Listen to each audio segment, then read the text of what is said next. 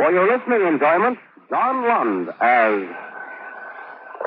Johnny Dollar. Frank and Hearn at Universal Adjusters, Johnny. Oh, hi. How are you, Frank? Well, a little worried at the moment. Can you help me out? Well, that depends on what I have to do. You have to take a little trip for one thing. A farm near Lexington, Kentucky. Well, it's a slow time of the year to get out in the country. What else? Talked to a man named Calcor there. Had a racehorse that insured for $65,000. I hate to have to pay the premium on that kind of policy. Well, that's just it, Johnny. Got a wire on my desk here from a man in Calcor's business office. The horse was seriously injured and had to be destroyed. Wow. No wonder you're worried, Frank. I'll be right over. John Lund in another adventure of a man with the action-packed expense account, America's fabulous freelance insurance investigator. Yours truly, Johnny Dollar.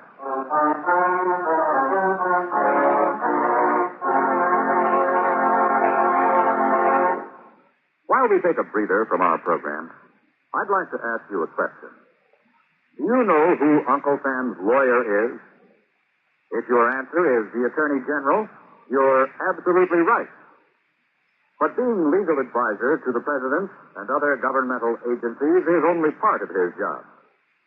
His main task is running the Department of Justice, which makes sure that the laws passed by Congress are carried out, and that lawyers are available when the government must be represented in court. Let me give you an example. Suppose there is some question concerning the amount or kind of tax you should pay, or suppose you and the government don't agree as to which of you owns certain land. That's when the Department of Justice steps in to represent the government side of the case.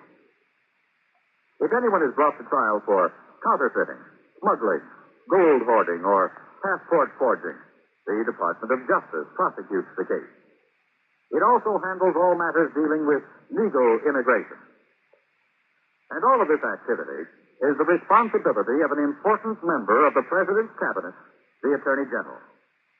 Just as it is the duty of the United States government to protect each and every one of you, it is the duty of the Attorney General to protect the government of the United States.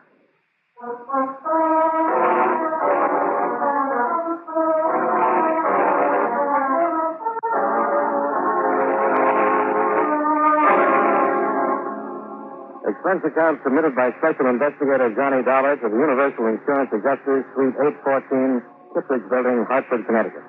The following is an accounting of expenditures during my investigation of the Oklahoma Red matter. Expense account item 1, $107.80. Airfare and incidentals between Hartford and Lexington. Item 2, $5.50. Transportation from the airport to the Great Southern Hotel, where I checked in and changed clothes. Then to an address on Keith Avenue, Calgore and Company, Incorporated. Mr. Calgore is never here, Mr. Dollar. Spent all of his time at the farm. You'll have to see him there. Well, maybe I won't have to bother him at all. How about Mr. Monroe? Mr. Monroe isn't with Mr. Calgore's office anymore. Well, that's funny. He was yesterday afternoon when he sent my company this wire about the policy. He and Mr. Calgore ended things. I might as well tell you. Oh. Well, is there anybody else around here I can talk to about this? I think you'll have to see Mr. Calgore.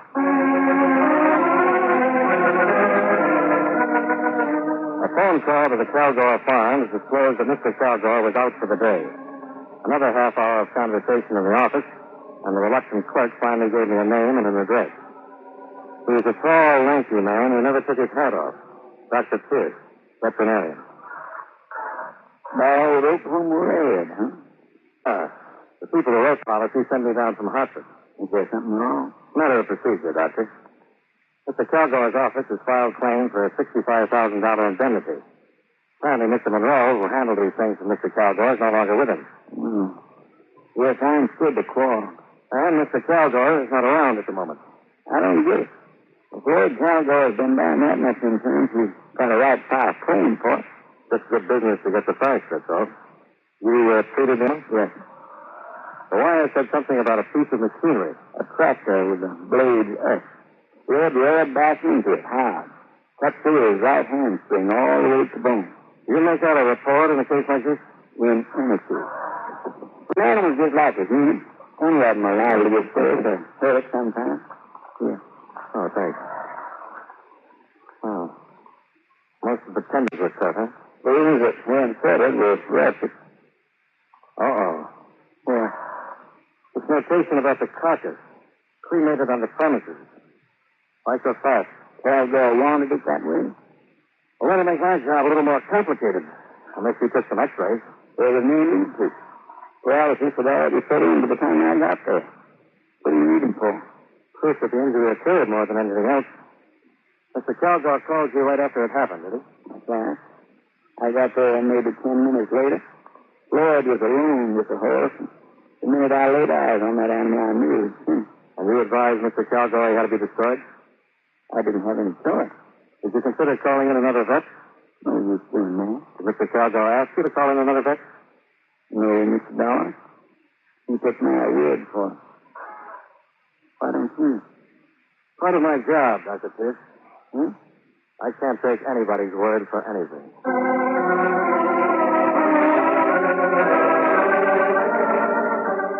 Expense account item 3, 30 cents. For the 5 airmail stamps, it took to mail a copy of the complete injury report to a veterinarian service in Cleveland. Item 4, $25, car rental. That afternoon, I drove out to the Calgar breeding farm. Like most of the others I'd passed, it was complete with white fences, rolling hills, blue grass, and a stately colonial residence, just like the movies. A sullen, attractive girl in her early 20s met me at the door. I told her my name and who I wanted to see. You're not an insurance salesman. You hear about Red. Why, what happened to him, aren't you? That's right. I'm Mr. Calgar. I'm glad to know you. How much did Daddy have Red insured for? $65,000. I don't know whether I'm supposed to discuss this with you, Miss Calgar. If Red had gotten on the tracks this year, he'd have doubled that, tripled the problem. There's not enough money in the world to accept that horse. He was a great horse. He must have been. I'm sorry this happened. Dad couldn't have stopped Red. Oh, I understand he was injured beyond hope. That's a lie. What's that? Dad couldn't have shot him. He just couldn't have done it. Red was the only thing around this whole place worth anything. Well, wasn't the horse injured? That's what they'll all tell you. But I can tell you something else. What are you talking about, anyhow? It was a terrible thing to do. Go to your room. It was just like murdering, you know it. Lucy? It was murder. Stop it. Anytime I've ever had to shoot a horse around here, she gets like that. And that way ever since she was a little girl. I see. I knew I'd have to put up with her acting like that. But I'm reluctant to apologize to you for her actions. Ed Pierce told me you were in to see him. I wish you hadn't. I intended to tell you myself, Mr. Calgar. If I've offended you, I'm sorry for it. Makes you look like I'm doing something shady. You could have come to me instead of going to him. I tried to. We have to go to everybody. Dr. Pierce ordered the horse destroyed. Seemed like a fair opening to go to him and ask why. What do you want from me? All the information you can give me about the accident. Now, no matter what you think of me or my methods, I'm the man assigned to this case. This report has to be complete before your claim can be paid. You always handle a case this way. Well, that's the way I'm handling this one. They don't know what they're doing sending a man like you here. You filed a claim by wire. What did you expect? That fool Monroe filed the claim. I'd have waited until things around here calmed down a little. Is that why you fired him? That's one reason. Are you here to accuse me of something? Look, there's $65,000 at stake here. We'll pay it out when we're satisfied all the circumstances were proper and not before. I'm not afraid of you, Dollar, or your insurance company. I don't like your snooping around my office talking to my friends about me. No man would. If I don't get my information from you, I'll get it somewhere else. What I've seen of you so far and what information I have got hasn't been in your favor. I don't like that kind of talk. You don't seem to like anything about this. Now, how about it? Do we keep this up or do we get down to business? The trainer was bringing Red back from his exercise. Outside the store, Red got scared. Mouse or something, and he reared back into that blade. When Doc got here, he said Red didn't have a chance, so I shot him, that's all. Explainer, what's his name? Jim Knight. He isn't around anymore. I fired him right then and there. Told him to get off my property. Who else was there? No one. The rest of them were up at the house having dinner. Oh, fine. How about right afterwards? I just called Dr. Pierce. We handled it. Been better if you'd left the remains for us to examine. Dollar, I got maybe 150 head on this farm. Now and then accidents happen. If one of my stock is dead, I get rid of it as fast as I can. That's the way I operate. Oh. Where can I get in touch with Jim Knight? Where did he go? I don't know. He took the things and cleared out as fast as he could. He knew better than to hang around here. What do you mean by that? What I said, he knew better. That's what I mean. Did your daughter see any of this? Lucy. You mean those crazy things she was saying when I walked into the room? In view of the crazy circumstances, what she was saying might be worth listening to. Pipe dream. I'd like to talk to her just the same. Abbott! Abbott! Yes, sir. Go. Come. You can talk to anybody you like, Dollar. You've already got all the information you're going to get from me. Yes, sir, Mr. Chicago? Yes, sir? Show him out. This way, sir. Never mind. I can find my own way.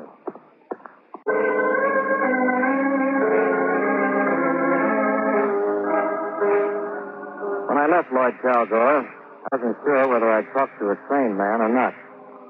Calgore's belligerent attitude seemed to permeate the whole farm. The horse handlers I talked to were grumbling and complaining, and I was able to learn nothing from them except a Baltimore address for Jim Knight. However, I did talk to Lucy Calgore again, down by the stables. I thought you left a long time ago. I wanted to talk to you before I did. What about, Mr. Dollar? Your business is with my dad, not with me. Oh, pardon me if I seem to be confused. Earlier today, you were very anxious to tell me something. Was I? Yes, you were. What is this, anyhow? I wish we hadn't met at all. But we did. And you said there was no need to destroy the horse after it had been injured. Did you mean the horse could have been saved? Did you have a reason for saying something like that? I've just been very upset lately. All of us around here have. Yeah, I'm getting that way myself. Red was the best horse we've had in the stable in 5 years. We've all been counting on him since he was a colt. And when this stupid thing happened, it just turned all of us upside down. Is that your explanation for the things you said to me? Yes, for the moment. Please don't ask me any more questions right now.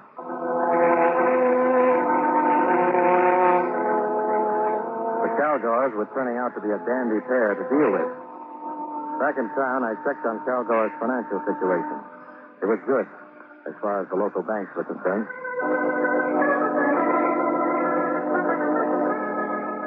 Expense account item 5, $2.20, telegrams. One to Hartford requesting further information regarding Calgore's credit standing. The other to Baltimore, Maryland, addressed to Jim Knight. The next morning, I received an answer to the latter. Johnny Dollar. Baltimore, Maryland, calling Mr. Dollar. You want to hold on? Sure. Ready here with your call to Lexington. Go ahead. Thank you. Hello? Hello. Hello. Is this Mr. Dollar? The man who sent the telegram? Yes. Who's this? I'm Jimmy Knight's mother. The wire said it was important for him to get in touch with you. I thought I'd better call and tell you where you could reach him. Well, that's very kind. Now, he's at the Calgore farm near Lexington. You can reach him there through Mr. Lawrence. Wait a minute. Calgore. He left there 3 days ago, Mrs. Knight. Didn't he come home? Why, no. Well, are you sure he isn't at the Calgore place? I'm positive. Do you have any other ideas where he could be? No.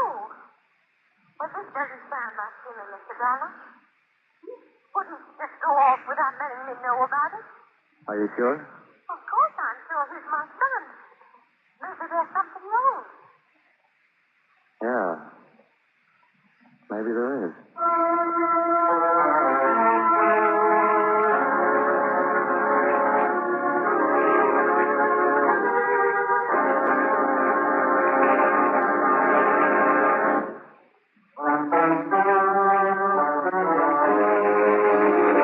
And now, with our star, John Lund, we bring you the second act of Yours Truly, Johnny Dollar.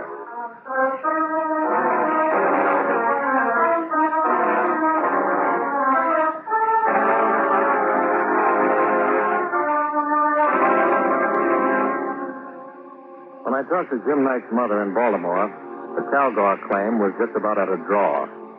I had a strong suspicion that the death of the horse had not occurred as reported. On the other hand, I had found no apparent reason for Calgore to do away with an animal that was evidently more valuable than the insurance it carried.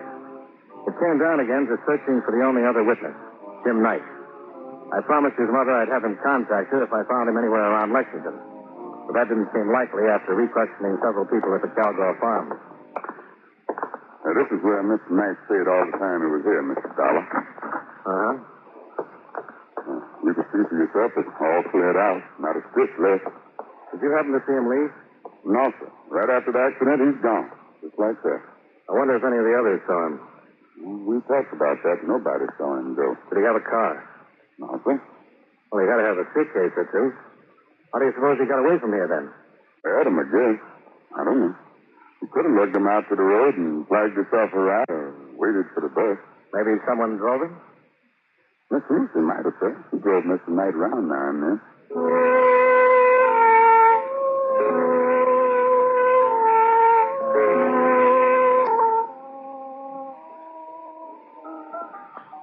That business you were telling me about before, it'll have to be looked into, Lucy. Why?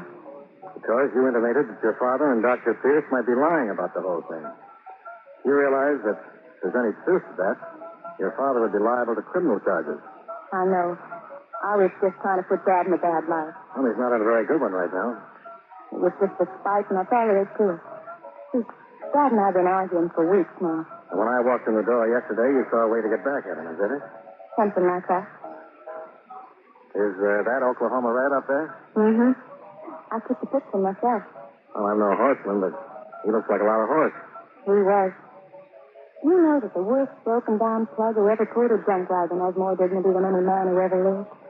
Well, that's one way of looking at it. What's the trouble between you and your father? A man named Jim Knight.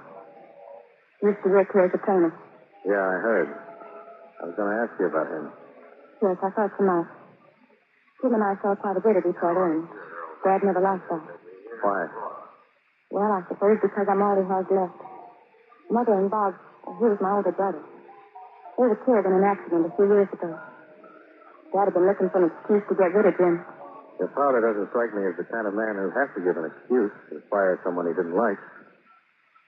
You think he's mad? What? Nothing. Jim was a good trainer. Very good with red, and that's important. When the accident happened, I can imagine what Dad had to say to him when he fired him. You know where I can find him now? No. He didn't say a word to me when he left. Not even goodbye. Lucy, you suppose your father will ever calm down enough so I can talk to him? I don't know. The cowboys have always been a terribly angry bunch of people. Very emotional. There doesn't seem to be much of a let-up these days. Is that what you meant when you asked me if I thought he was mad? I suppose so. It's almost as if he's on the verge of something lately, something desperate. His moods frighten me sometimes. I didn't used to. You know, I was thinking. A couple of years ago, Daddy bought a new car.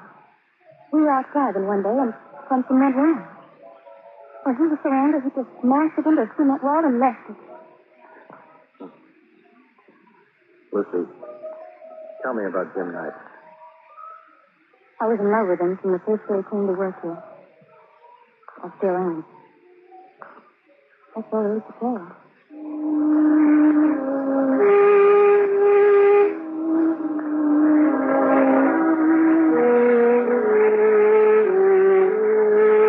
I saw Lucy Calgore again the following afternoon when I returned to talk with her father.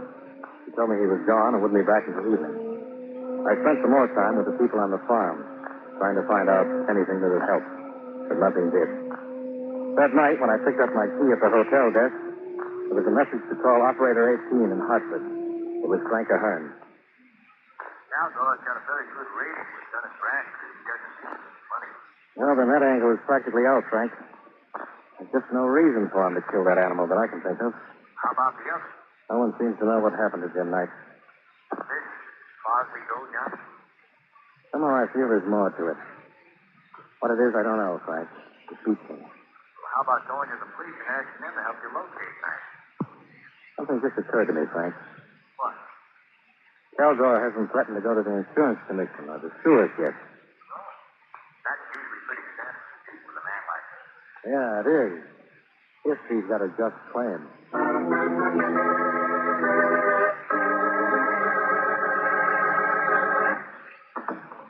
What is it now, Mr. Dolly? It's late. I just talked to my office in Hartford, Dr. Pierce. They aren't very happy with the way this case has been going. Is that so? They're about ready to close it and call me home. Oh, you mean they'll pay the claim? No, I don't mean that at all. Huh? Look, Doctor, I spent some time checking you out because you're one of the parties who can help settle this thing. You've been in practice around Lexington for 32 years. People think a lot of you. And they take my word. Well, I don't. I can't. I'd hate to see a nice guy like you get the book. I think I can stop it if you'll cooperate. The book? What do you mean? Forget I'm an insurance investigator. I'm just a guy giving you some information. When I said my adjustment company's ready to close the case, I mean that Calgore will have to sue for a settlement. In court, he'll have to produce Jim Knight and prove his story. With what we have so far, he'll lose the suit, and the insurance company will file charges against him for attempting to defraud. And they won't fool around. There's no outfit tougher than an insurance company when somebody's trying to cheat him. And, you'll have to be in court, too. No. You see what I mean? Yeah. Well, how about it? I've been his son for 18 years. And he asked you to lie for him. That's understandable to me. But in the court, it's perjury. False testimony. What do you do to him? That's up to the company. I'll have to hear your part of it first. Oklahoma Red was dead when I got there. He hadn't been in any accident. Lloyd made me promise to tell you that. Lloyd just died. Just shout it. Why? Well, Red wasn't the horse Lloyd thought he was. Great confirmation that he just wouldn't run. Lloyd got the mad and shot. And Mike saw it. Is that it? Yeah. Lloyd probably gave him some money to go with. I don't know. He's losing his mind, I think. I've heard that about him before. From who? Lucy? Yeah. He had a reason. Like I said, I've known Calgore for 18 years.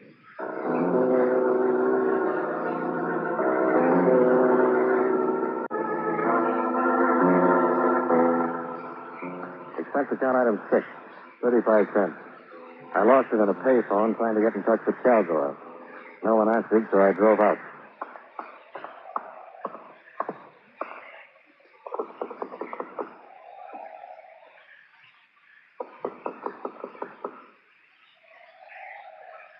Hey in there. Open up. Open up. Open up, somebody. Open up. Mr. Dollar, sir. Good evening. Hello, Abbott. Can you hear me? Mr. Dollar, maybe this ain't such a good time to be coming around. Is Mr. Calgore back yet? Yes, sir, he is, but... I'd like to see him. Mr. Dollar, please, All right, you go on ahead. All right, Miss Lucy. Hello, Johnny. Dad's not in a very good mood. Neither am I. Hey, you've been crying. What's this? I just wish he'd be able to do anything. There now. Oh, Johnny, I'm very happy. Take your hands off her. What? I said take your hands off her. I'll kill you. Oh, be careful. I'll show you. I'll show you. I'll kill one man for that kind of thing. Oh.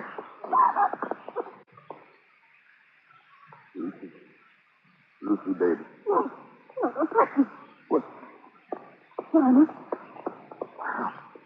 Pretty heavy pain. I'll get a doctor. No, where'd he go?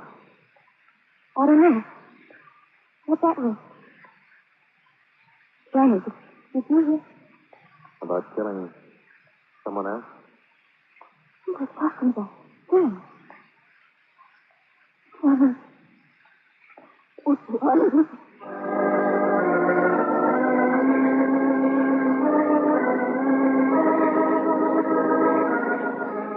I called the local sheriff's office and then took a look around the grounds.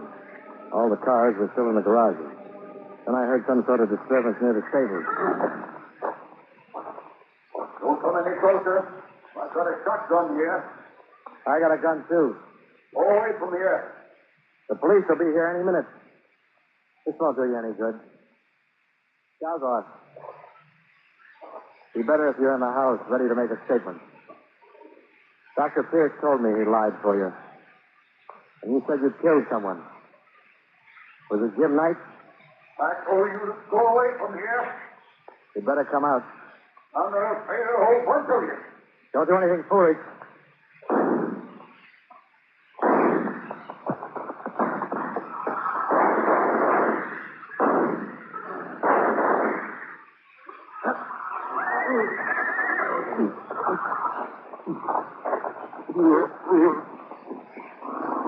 You didn't have to do it this way, Caldor. Why so? Nice boat. Under the floor. All these things we know about Red. I know. I tried to stop him. But I was crazy. I'm not, am I, Dollar? Take it easy. I'm not crazy.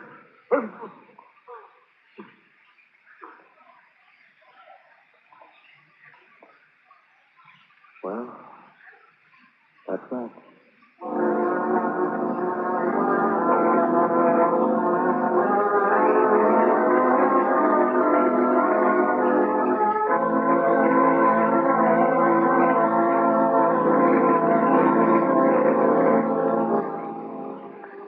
Expense account item 7, $37.50, miscellaneous. Item H, same as 1, transportation back to Hartford. Expense account total, $286.45. Yours truly, Johnny Dollar.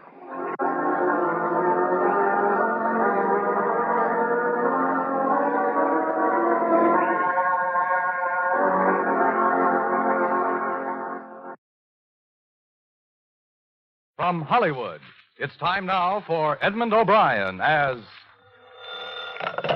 Johnny Dollar. We're ready on your call to Boston. Go ahead, please. Hello? Yes? Mr. Semplin? This is Johnny Dollar. Johnny Dollar? I don't believe I remember you, Mr. Dollar. Well, we've never met. Your company hired me here in Hartford to investigate the Joan Sebastian death. Oh? Sorry that they didn't advise me. Well, they probably will. I called you to find out the name of the officer in charge of the case, if I could. It's Lieutenant DeRosa. DeRosa. Do you happen to know what their theory is, if any? Theory? I don't think they've arrived at a definite theory. Still a toss-up between murder and suicide, huh? Okay, Mr. Semplin. I'll be in touch.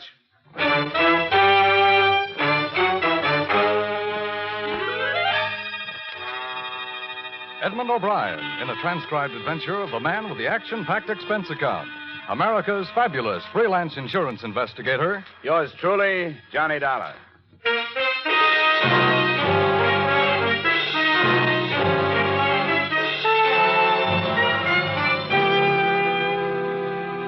Expense account submitted by Special Investigator Johnny Dollar to Home Office, Corinthian Life Insurance Company, Hartford, Connecticut. The following is an accounting of expenditures during my investigation of the Joan Sebastian matter. Expense account item 1, 175 phone call to Boston, advising your manager there of my assignment. Item 2, $28 car rental and mileage from my Hartford apartment to police headquarters, Boston.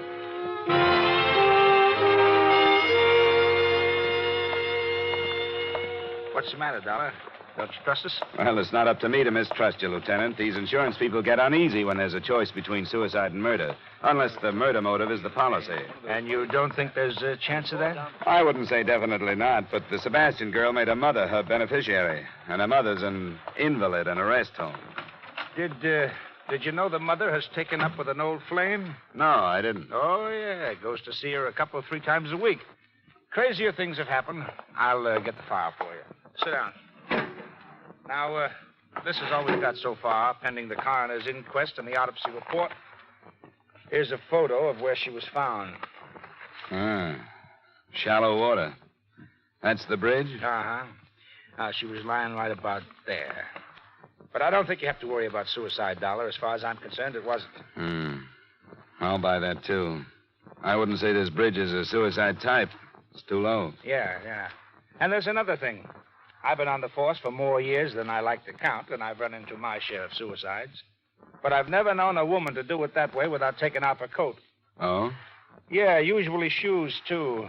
I've learned that's part of a generally accepted pattern. The Sebastian girl didn't fit the pattern, huh? Yeah, here's the way she looked. Coat on, belt still tied. Shoes. Her purse is still missing. We're searching the stream for it. How old was she? 21. She was a beautiful girl. Yeah, I noticed that. I try not to, but with her, I couldn't help it. How much questioning have you done, Lieutenant? Oh, not as much as we'll do after the inquest. When'll that be? Day after tomorrow. Do you want anything more here? No, thanks. I'll give you the background we have on her. It's in my office. I won't bother you anymore, Lieutenant DeRosa. Besides, I like to dig up backgrounds myself. I know them better if I do. Thanks a lot for your cooperation.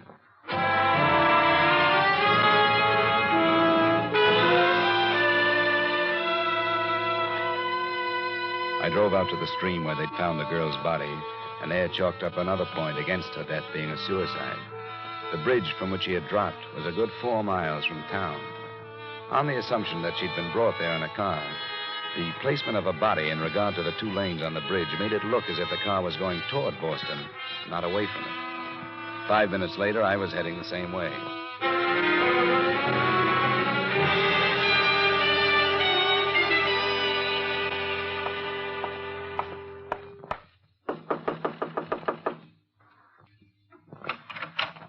Hello? Miss Mary O'Neill? Yes? The manager suggested I come up. He told me you shared this apartment with Joan Sebastian. That's right. Who are you? My name's Dollar. I'm from her insurance company. I'd like to talk to you about her if I could. Well, I suppose so, but there's nothing I can do now. This is the biggest shock I've ever had. I always said there'd be trouble. But I never thought she'd do anything like this. Maybe she didn't. What's that supposed to mean? Well, there are signs that say maybe she didn't commit suicide. There are? Do you think she had any reason to? Well, that's what I said. I never thought she would. Sit down. Any place. Thanks. Poor little Joan. What does it mean? I'm not sure. Did you say you expected trouble? Oh, yeah, I kept telling her. It was the way she went, like she couldn't live fast enough, like there wasn't time to get everything done. She'd been like that ever since she got rid... I mean, her mother went into that hospital. Joni was all tied down taking care of her before. What could have caused the trouble? Well, I'm not saying she was wrong or anything, but... Well, there were too many men. I imagine that was easy for her. Sure was. Too easy. Do you mind telling me who they were? Well, I don't know. Only about one. Harold Corey. He's gone with her the longest. Harold Corey. Yes, he drives for the North American van lines.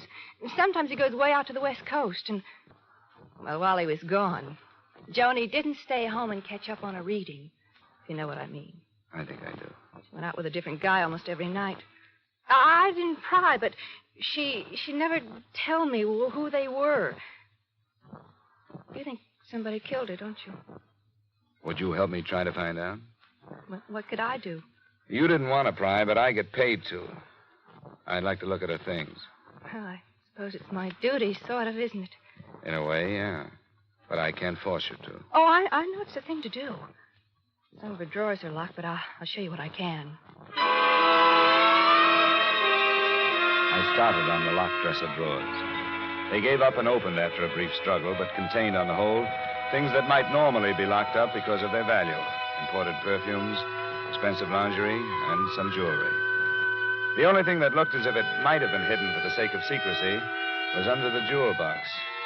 It was a gold key, a functional house-type key, but with meaning added because the head of the key was heart-shaped. It hung from a fine gold chain. Well, I never saw that before. Never saw the perfume before either, but I smelled it. That's a few $100s worth of scent. And the rest of it was Joan used to such expensive things? Well, not that I know about. Harold Corey sure couldn't shell out that kind of money. A heart-shaped key. It's cozy. I'd like to keep it if I could. Oh, I don't know about that. After all, it isn't mine. I might get into trouble. You won't, I promise you. I'm working with the police on this thing. I want to find out where it was made if I can and who ordered it. Oh, I get it. Sure, I wouldn't stop you from doing that, even if I could.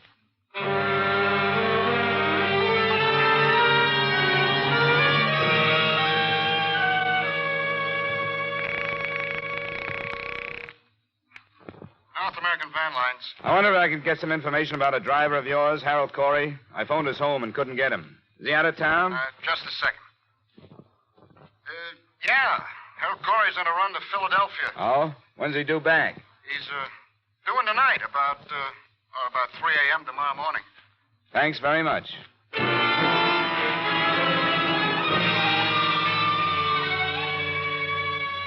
Expense account item 3, $7, drinks and dinner after I checked into the Bristol Hotel. Item 4, a nickel, phone call to Joan Sebastian's employer. Edward Hollis was at home and would see me.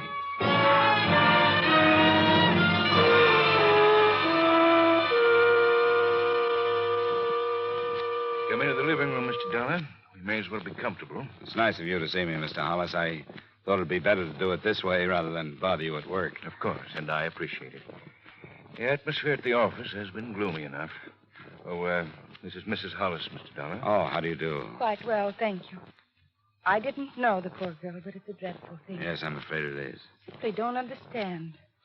Young girl like that with everything to live for. Well, it may be even worse than that. Worse? How could it be worse?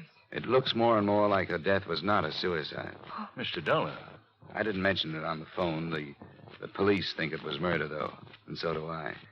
I thought it'd be better to save the blow until I get out here. You know, murder's pretty messy. Well, this is a shock.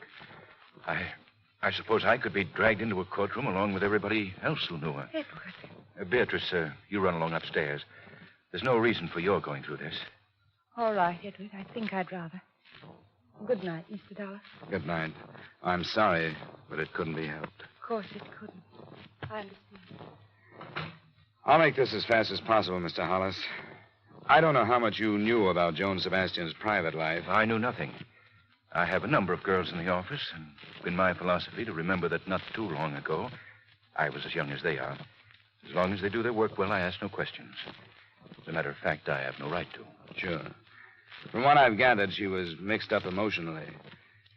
She hadn't had much freedom because of an invalid mother she took care of. Oh, I did know that. When the mother went to a hospital, Joan began to make up for lost time. She led her friends to believe that she ran around with a lot of men. But I don't believe that. Oh? I think it was one man.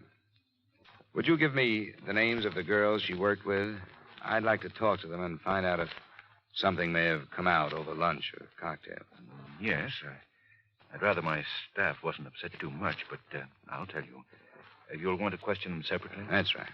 Well, I could give you their names now, but if you'll phone me at the office in the morning, I'll give you their addresses and phone numbers. That would help. Good. You can call any time after 9:30.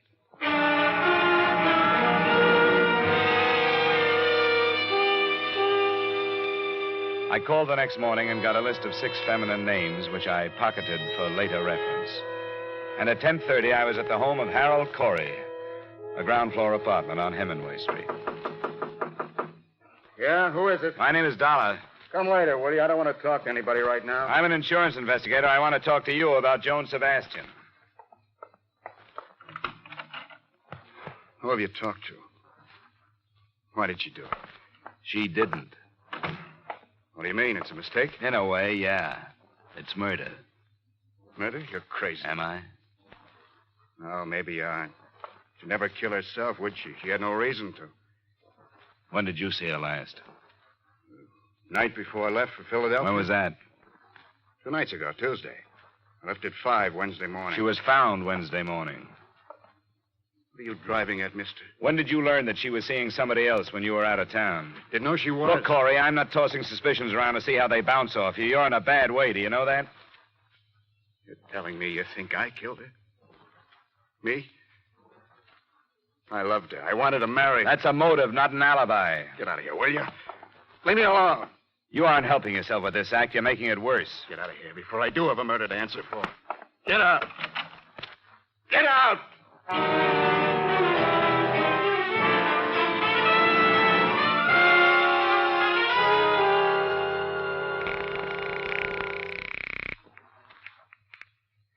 Lieutenant DeRosa. This is Dollar, Lieutenant. Hey, I've been kicking myself for not getting your hotel yesterday. Well, I didn't have one then, but I got a few things to pass along to you now. Well, if it's the Sebastian thing, save him. What do you mean? It's suicide after all.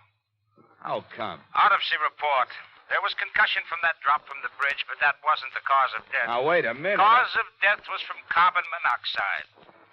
It looks like she pulled the suicide where it would embarrass somebody, and they tossed her in the creek to get her out of the way. Hello? You still there, Dollar? Yeah, I'm still here. This is where I came in.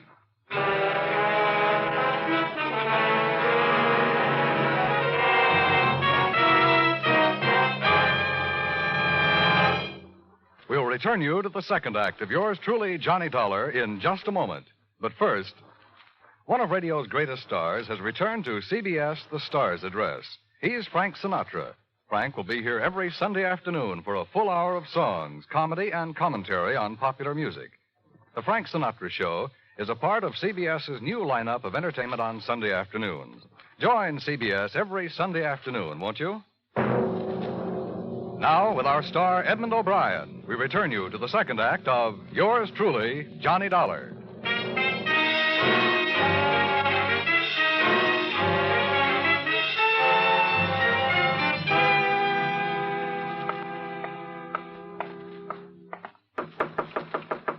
Come in. Desk sergeant said you were waiting for me. Oh, yeah. I told him you'd be showing up. Sit down, Dollar. You didn't seem to like the latest development. Well, I've been working from other directions. Give it to me again, will you? Well, here's the autopsy report. Death by asphyxia caused by carbon monoxide, agent unknown. Probably automobile engine exhaust. That's the most popular these days. Do you believe this, Lieutenant? I believe what's on the report. And how did you say she got into the river? I said maybe she committed suicide somewhere so that somebody would get involved. Maybe in the driveway of somebody who didn't want to get involved. To get rid of her, she was probably moved to the stream. What's the matter? Don't you like that? What else does the report say? Symptoms of severe concussion.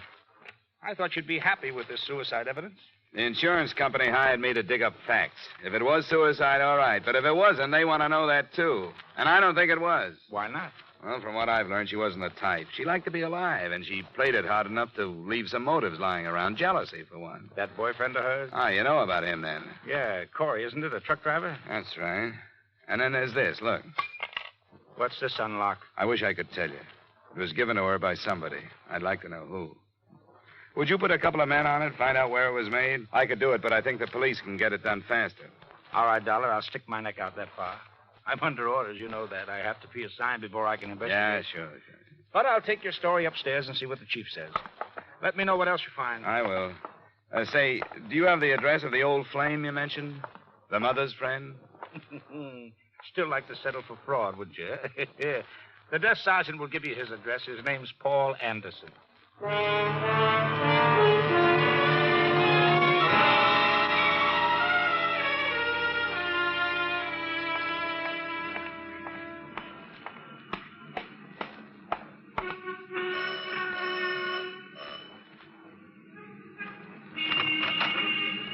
You Mr. Anderson? I am. I'm from Joan Sebastian's insurance company. Wonder if you'd spare me a few moments. Why, yes, I suppose so. Come in. I didn't know she had a policy. She did. $25,000 to go to her mother. I see. Her death has been classed as a suicide, which voids the policy. The 2-year self-destruction clause is still in effect. And that's a pity. Why'd you say that? Well, it's the least she could do for poor Mildred. That's her mother? Yes, an extremely young mother who has almost ruined her life for that girl. I didn't know that. Daughter was born when Mildred was only 17. She was left to care for the child herself. I helped as much as I could. How well did you know the girl after she grew up?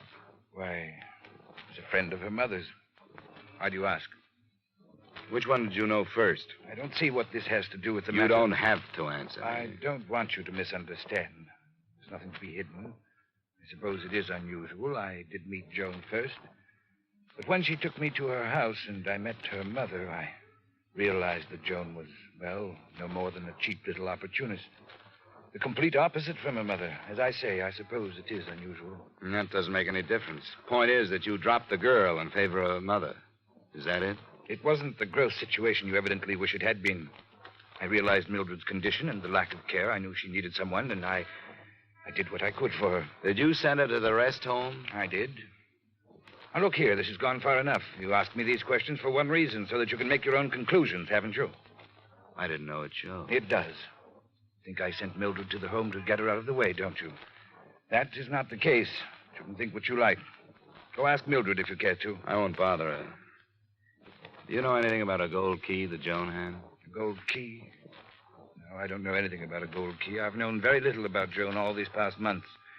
I could have told you that she was headed toward a bad end a long time ago. Now she's reached it. There's no one to blame but herself. It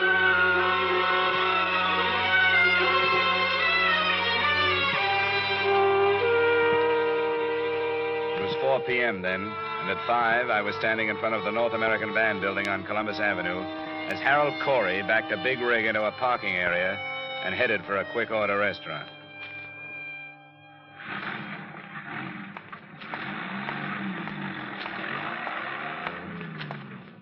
Hello, Corey. What this time? Dispatcher tells me you're going out on another run.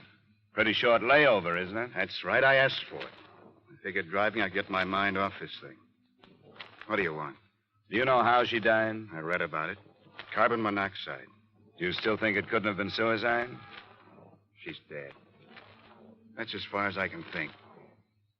You knew about Paul Anderson, didn't you? What about Paul? That he might have been more interested in Joan than he was in her mother?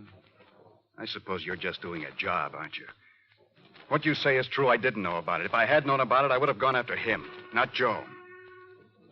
I can't take any more, mister. Look, I don't enjoy it either, Corey.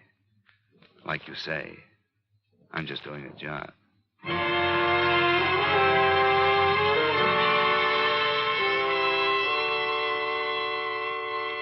After questioning the 6 girls who had worked with Joan Sebastian, I was still nowhere. None of them knew anything about her private life. But the next morning, the police located a goldsmith who said he remembered making the key.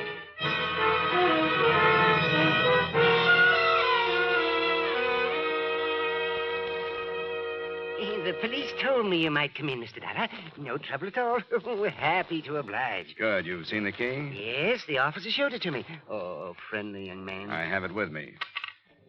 You're sure you made it? Oh, yes, positive. See here, I'll admit to a quaint conceit. You see here? Potted scroll? See the letters? Oh, yeah. Yeah, CS. My initials, Cedric Foss. Oh. But I haven't the faintest recollection who I made it for. I told that young officer that, too. I don't even remember when. Oh, there's so much work, you know. Well, maybe I can help you. It would have been between 7 and 8 months ago. You keep any kind of record? Oh, of course I do. I'm bound to. A matter of law. 7 or 8 months should... let me see. That would be November, October, September. 7 would be March. 8 would be February. Oh, yes, of course. Here we are. Frankly, I'm intrigued. How many of my items may have been involved with tragedy? Who knows? Perhaps I'm a curse. I was hoping you'd be a cure for this one. Well, I hope so. You wouldn't know what week or day? Oh, I'm afraid not. Oh, my. Oh, my. February wasn't a very good month, was it? Post-holiday slump. Reset, change rings high. Set opals. Dreadful stuff. What? No. It's much too small. Key for a jewel box. Well, let me see. March. Yes, engraved spoon. Reset, repair, place. Here it is. Door key in gold. March 17th. What name? Do not deliver. Will call J.E. Carter. J.E. Carter. Does that help? No, not a bit. Do you remember anything about him? No, paid in cash. Wait, now, that was the day Mrs. Brand brought the baby shoe in for placing. She's the councilman's wife. I remember that. It was snowing. That was the day it was ordered, Yes, Now, wait a minute. It was modeled from a plain old cast house key. Uh-huh. I cannot picture him. But I'd done some apartment keys, and he said this was for a cottage. Outside of town? It was a surprise for his wife, someplace on the bay. I remember that because of the hideous weather, and I could just feel that wind coming through one of those summer cottages. Now, do you think you'd recognize him if you saw him again? Well, I can't say until I do. I could try. Well, we may have to call on you then. Thanks. Thanks a lot. I think you've helped.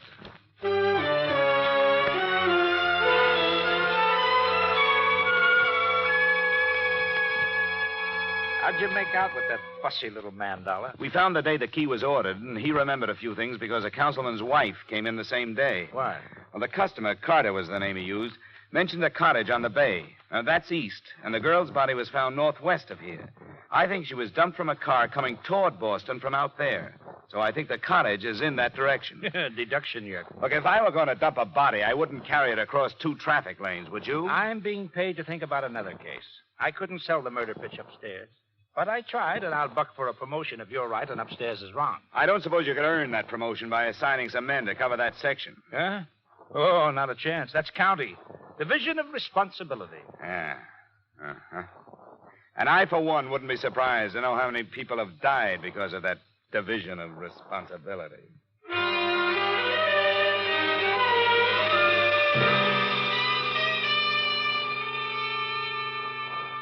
Expense account item 4, $35 mileage covering a 2.5-day search of real estate offices northwest of Boston. Object, a cottage rented a few days before March 17th by a man possibly using the name J.E. Carter.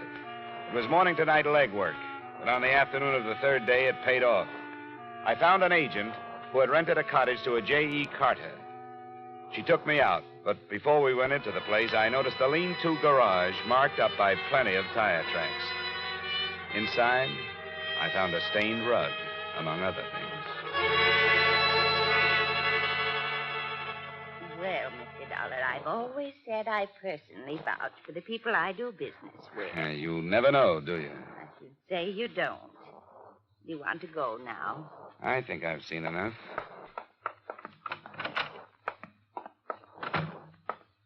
Let me lock it. I want to see if this key fits. It does fit. Yeah, it sure does.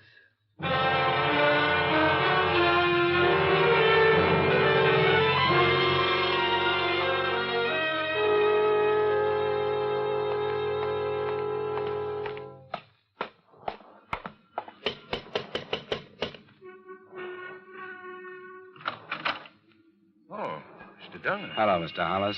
May I come in? Why, yes, of course. Come in. Well, I didn't expect you to come back. Didn't you, Mr. Hollis? You thought you'd get away with this, huh? What did you say? Well, now, there's no reason to be clever with each other, Mr. Hollis. I know you killed her. You rented a cottage out beyond Mystic River. You used the name J.E. Carter when you bought the gold key. I did that? I'm afraid you did. Come into the other room. Yes, you're right, I did. I became infatuated with her. If you'd known her, you'd understand. I realized last week that it had to stop, and I told her. She had been going with that young Corey boy. I told her that even if I was single and eligible to marry, I would advise her to hang on to him, someone her own age. That was last Tuesday night? Yes. She left the cottage, and I heard her drive off. Or at least I thought I did. When I went out, I learned what she had really done. She committed suicide in the car. You can hardly blame me for wanting to keep the secret. No, you've been reading the papers, Mr. Hollis. Suicide and all that. I've been inside your cottage. You didn't do a very good job of cleaning up the bloodstains. You're right, Mr. Dollar. There seems to be no longer any reason to attempt cleverness. I'll make my statement to the police. I'll drive you down. Thank you. How did you find out, Dollar? There was a Wall Street Journal there, addressed to you. Oh, I see. Edward? Beatrice, go upstairs. No, Edward, I won't. I insist, Beatrice. What good would it do? Do what I've done because I lost you? Why should you ask me to go upstairs while I lose you again? I forbid you to say another word. Forbid, Edward. You have no right. I found them, Mr. Dollar. It took a long time, but I found them. She had taken him from me because she was beautiful. And I no longer am. I was waiting in the cottage. And when they came in, I struck her. Is this true, Mrs. Hollis? I killed her. And since there was nothing left, we carried her to the cot. Beatrice. Beatrice, what have I done? What have I done?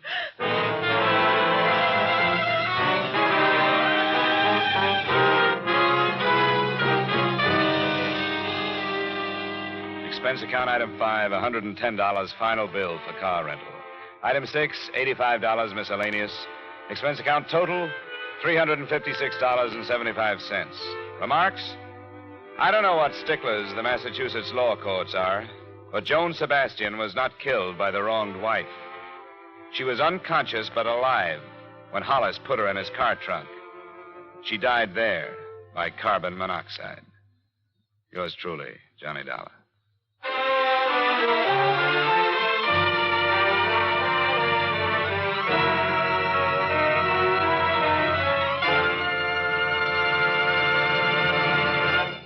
Yours truly, Johnny Dollar, stars Edmund O'Brien in the title role and is written by Gil Dowd with music by Wilbur Hatch. Edmund O'Brien may soon be seen in the Paramount Pictures production Warpath. Featured in tonight's cast were Virginia Gregg, Howard McNear, Virginia Eiler, Wally Mayer, John Stevenson, Bill Johnstone, and Raymond Burr. Yours truly, Johnny Dollar, is transcribed in Hollywood by Jaime Del Valle.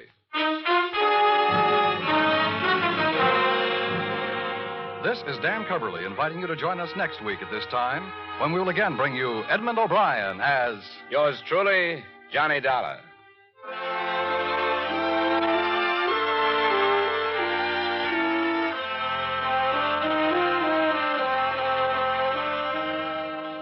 Stay tuned for Vaughn Monroe's Caravan, which follows immediately over most of these same CBS stations.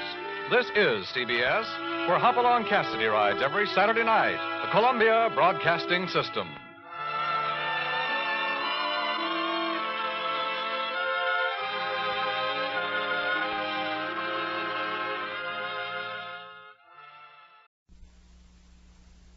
For your listening enjoyment, John Lund as Johnny Dollar. Ben Turner, Johnny. How does your blood pressure react to hobnobbing with nobility? Well, so far, I don't feel a thing. How are you going to? Nothing like the beautiful Baroness Olga Jarvas to provide impact. How much of a jolt is she giving you? Around $100,000, jewels and furs, stolen from a New York penthouse last night. But get this. 2 marriages ago, the Baroness was a Mrs. Thomas Bentley. Last week, Bentley filed a petition in bankruptcy. His commercial photography outfit's about $100,000 in the red. Well, one coincidence doesn't make a fraudulent claim. If you read the gossip columns at night, Why is that? then you'd know what beautiful Baroness has been seen billing and cooing with what broke ex-husband. Well, it's kind of late to scoop George Fisher now, but I'll try.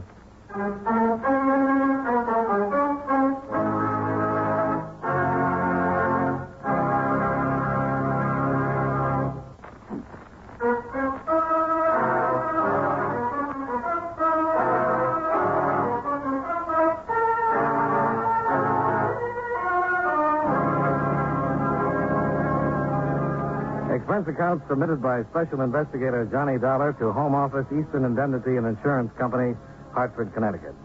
The following is an accounting of expenditures during my investigation of the Bilks Baroness matter. Expense account item 1, $6.35. Gas and oil, sandwich, and coffee between Hartford and New York. The penthouse of the Baroness Olga Jarvas lay atop a 35-story granite and glass apartment hotel on the east side. I ran the gauntlet of suspicious doorman, supercilious desk clerk, and snobbish elevator boy, only to find myself in what was destined to be a short-lived interview with the Baroness. I am so terribly sorry, Mr. Dollar, but you have come at a most inopportune time. Oh, that careless maid of mine. It is her day off. I am rushing to attend a cocktail party, and I simply cannot find a thing. Not one thing. It is a most inopportune moment. Well, I wouldn't want to keep you from a cocktail party, Baroness, but there is some information I'd like to have. But I have told everything I know to the police. So why not run along like a dear man and get your information from them, huh? Oh, my gloves. Oh, that stupid maid. Where did she put my gloves? Well, while you're looking, maybe you can tell me when you first noticed the loss? It was when I returned home last night, of course. Just 3 in the morning. I paid no attention at the time. The police will know. I called them immediately. Mm-hmm. Anybody with you when you came back home? My dear man, is all this questioning absolutely necessary? After all, I did not steal my own furs and jewels. Now, why do you not go after the criminals who are responsible? Well, some cooperation from you might help me do that. Very well. I will tell you all I know. Early last evening, I had a few friends up for drinks. We left for the theater at approximately 8 o'clock. Afterwards, there was the supper club. Dinner, dancing. I came home. My things were gone. Anyone come up with you? If you must know, yes. Thomas escorted me home. That's Thomas Bentley, your former husband? Yes, of course. Now, you simply must excuse me, Mr. Dollar. I'm terribly late. My friends will never forgive me. You sound more worried about your friends than you do about the robbery. But, of course, the loss of dear friends is irreplaceable. But so far as those trinkets and furs are concerned... Yeah, I know. You're insured.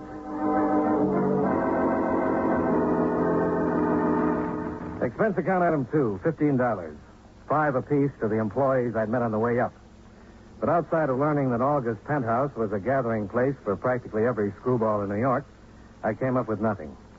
Things turned out a little better over at Center Street, where I met Lieutenant Lewison of robbery, who was in charge of the investigation. Looks like an inside job to me, Dollar. Well, what's the dope on it, Lieutenant? Only 2 doors to the penthouse, front and service. Neither one was forced. Service door bolted and double locked from the inside. So someone got in the front way with a key, huh? Seems reasonable.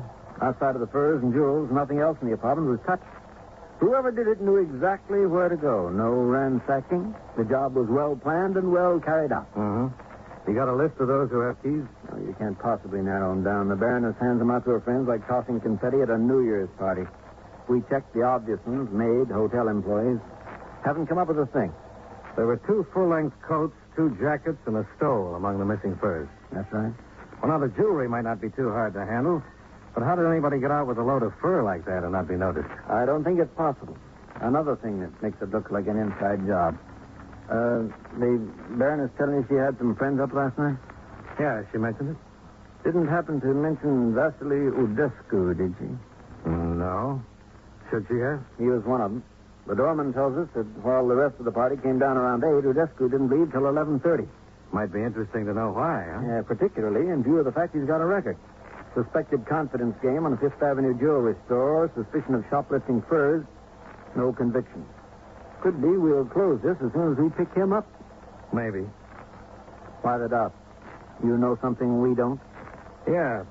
I haven't had an easy case in 3 years. And I don't think you've had too many either.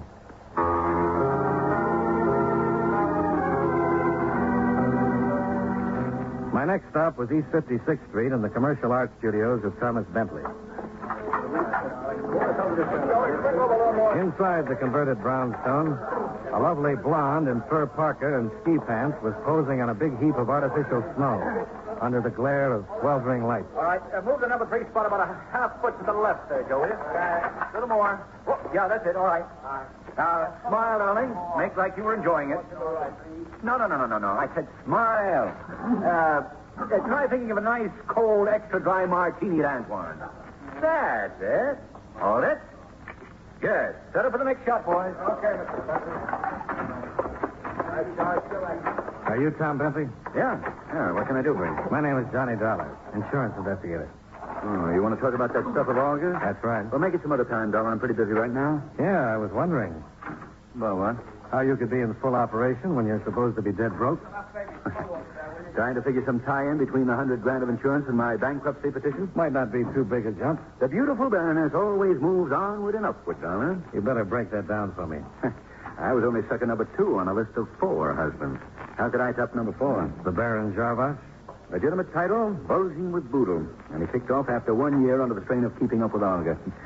Believe me, she hasn't the slightest inclination of getting involved in fraud to help out sucker number 2. Then how come you're making a play for her again? My motives are purely mercenary. All I want from her is a loan of about $20,000. That would hold off the creditors until I get back on my feet. How are you making out? So far, no dash. Well, your place is open. A deal with the creditors. I draw a measly $100 a week until they get paid off, if they ever do. So, that's my story, Dollar. I know from nothing, believe me. Oh, I'm sorry to bother you, Tom, but Joe says they're ready on the next sitter. Oh, okay, Harley. I'll be right there. I wanted you to take a look at this leopard skin costume for the jungle shot. Oh, what about it? Well, take a look at the way the thing fits. It's ridiculous. Doesn't give me a chance to really expand my chest.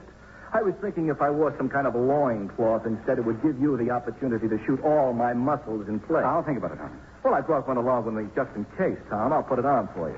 No sense in hiring a 44 chest if you're not going to show it off. And with loincloth, you can show the muscular play of my entire body. Okay, Harley. Tell Joe I'll be in there in a minute. Sure, Tom. And I'll change costumes meanwhile. Oh, model. Good Lord, how do they make them that way? Body of a Hercules and the mind of a second-class ape. Well, I guess we all have our troubles, Mr. Bentley. Thanks for your time. Yeah, sure. It's okay, Dollar. Oh, Dollar. Yeah? Where are you staying in town? At the plaza. Why? Well, I understand insurance companies offer rewards for recovery of stolen property. Something like 20%, isn't it? Sometimes, yeah. And no questions asked? Got something in mind, Mr. Bentley? Just wondering.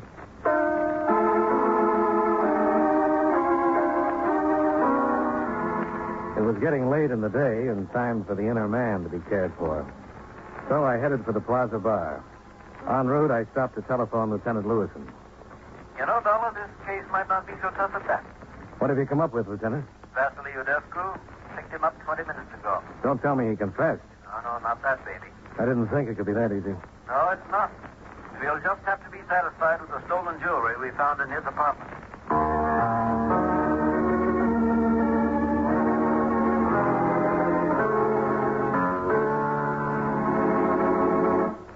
Hey, Keith, is an impossibility, a most indignant outrage. Me, Vasily Udescu, being accused like a criminal element. I will sue you before the court for every penny you have. You said that before, Udescu. And I will say it again and again until you have released me. What have you got on him, Lieutenant? Exhibits A and B, $. One emerald ring, one diamond bracelet. Look familiar? They were covered under August's policy, all right. I do not care what is covered by weight. I do not know those things. I do not know how they got into my apartment. And I want to call my attorney. Well, at least I can believe the last part of that. You were at the Baroness's last night, weren't you? And why should I not be? We are the most dear of friends. Well, the rest of the party left for the theater at 8 o'clock. You didn't leave until somewhere around 11:30. 11:30. And this is a criminal act, I presume? No, but it might require a little explanation. So I had seen the play they were going to do. Why should I be bored all over again? I remained there, comfortable, having some drinks until it was time to join them at the leg lawn. Uh-huh. How'd you get the furs out of the building? I took no furs nowhere out of no building. How about the rest of the jury? I know nothing about you. And I will say no more until I have talked to my attorney. So. Okay, Udescu. This way. In here. Sergeant Ryan will let you make the call. After he gets through, Ryan, book him on suspicion of Believe robbery. me, you will regret this, Lieutenant. I will commence proceedings to sue you as well. Yeah, okay, Udescu. What do you think, Dollar? Well, you've got enough to book him on. Meaning it's not enough for you? No, not quite. How do you figure? Well, that bracelet appraises around 10,000, the ring around 3. I've still got 87,000 to go.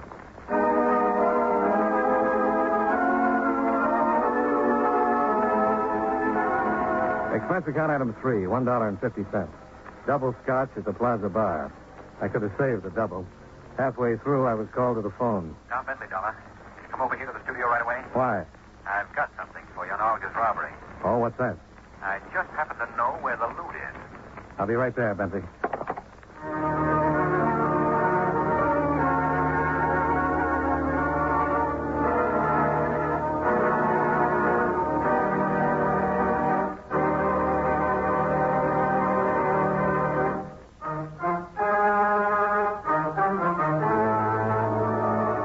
With our star, John Lund, we bring you the second act of Yours Truly, Johnny Dollar.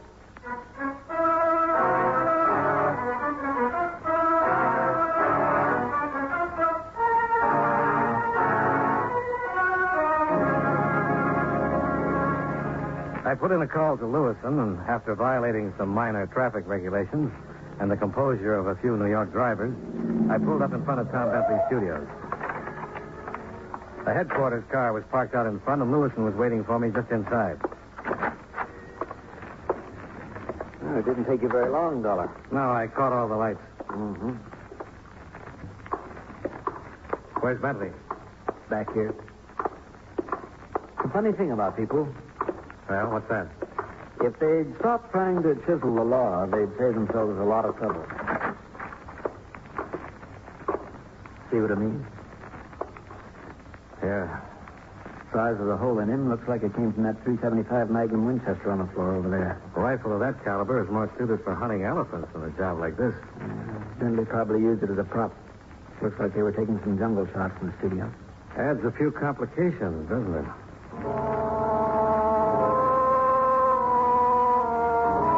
After homicide arrived, Lewiston and I went back to headquarters. Baroness Olga Jarbosh was there with a cute blonde by the name of Herta Werner. I recognized Herta as the model Tom Bentley had been using in the snow scenes. The Baroness had as little trouble recognizing the ring and bracelet. But of course they are mine, Lieutenant. Most definitely mine. I cannot understand how Vasily could do such a thing. Such a wonderful dancer, such marvelous parties. Oh, that he should do something like this is positively heartbreaking. I have a formal complaint sheet here, Baroness. I'd like you to sign it. But of course I will. Imagine Vasily doing such a thing to me. Turning out to be a common thief this way. Of course I will sign it. Maybe you're being a little hasty about this, Olga. Oh? What makes you say that, Miss Werner? I was just thinking. Lieutenant, you found the bracelet and ring in Vasily's apartment? That's right. I don't suppose they were in that teakwood cabinet in the den, were they? What makes you think that? Olga, remember that party at the Sillies a week or 10 days ago? The crazy one where he got the idea for that taffy pull? How could I forget? It was the best party we've had all season. A simply wonderful one. What are you driving at, Miss Werner? It's simple enough, Lieutenant. If you've ever been to a taffy pull. Yeah, rings sort of get in the way, don't they? Bracelets can, too, if you're really in the mood for it. Oh, but of course. How forgetful can I be? Of course, the ring and bracelet were in the way. So you took them off and put them in that teakwood cabinet? Yes, that is exactly what I did. I had completely forgotten about them. How sweet of you to remember, Hector. You reported them missing on that itemized robbery list you gave us. Oh, naturally I did, Lieutenant. There was a robbery. They were missing. Of course I included them. Oh, poor dear Vasily. What an injustice I nearly did to him. To think I was about to sign a complaint that he was nothing but a common thief. Oh, but now everything will be all right for him again. Yeah. Miss Werner's got a remarkable memory for the whereabouts of other people's jewels.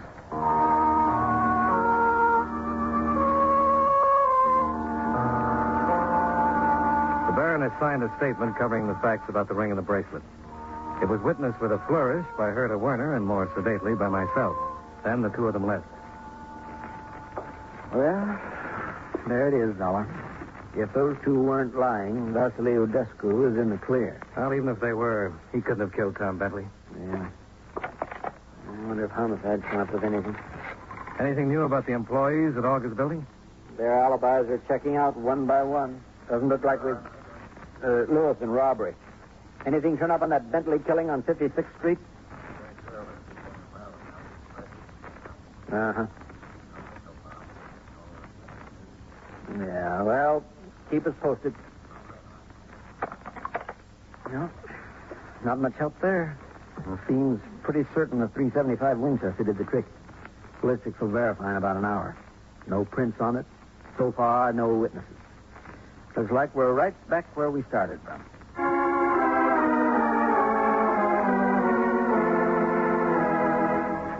Expense account item 4, $1.45, cab fare.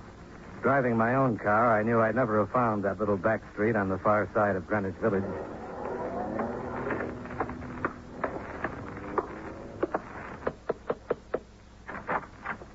Oh, there, Mr. Dollar. Come in. I've been expecting you. Yeah, I gathered that.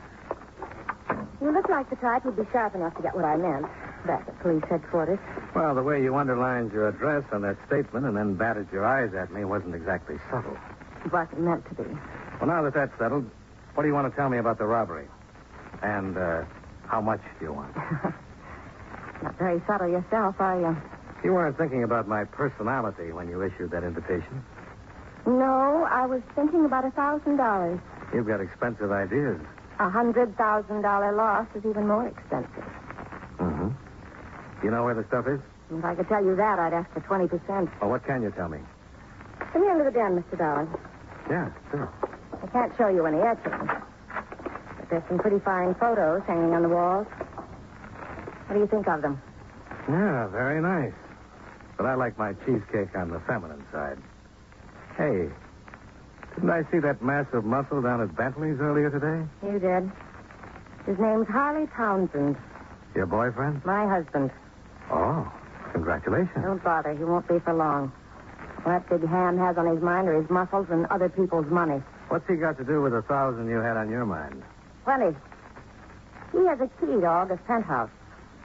He was with a dinner party last night, only he left late around about 12:30 and came back at 1:30 with Tom Bentley.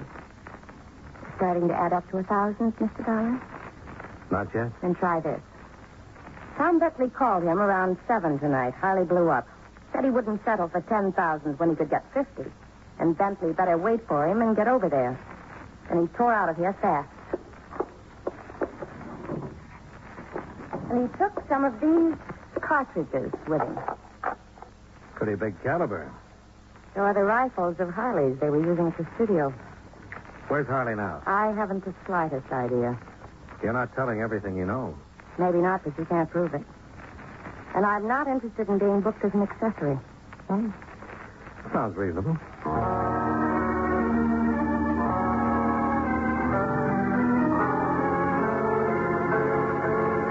Expense account item 5, $1.75. Cab fare back to Center Street. So Herta Werner came up with something, huh, Dolan? Well, if $1,000 is the going price on selling out husbands, she is. Might tie in at that if Holly and Tom Bentley worked it together. Bentley wants to take a safe $20,000 for turning the stuff back, and Holly objects with a .375 Winchester. I can't think of a neither answer. We'll check it out when we pick Harley up. Not much we can do until then. We could try to figure how those furs got out of the building without being seen. I got a couple of possible answers. They could have been worn out on some woman's back or smuggled out by an employee. Uh-huh. Say, a lot of those buildings have their service pickups at night, don't they? Yeah. Saves traffic jams. Why?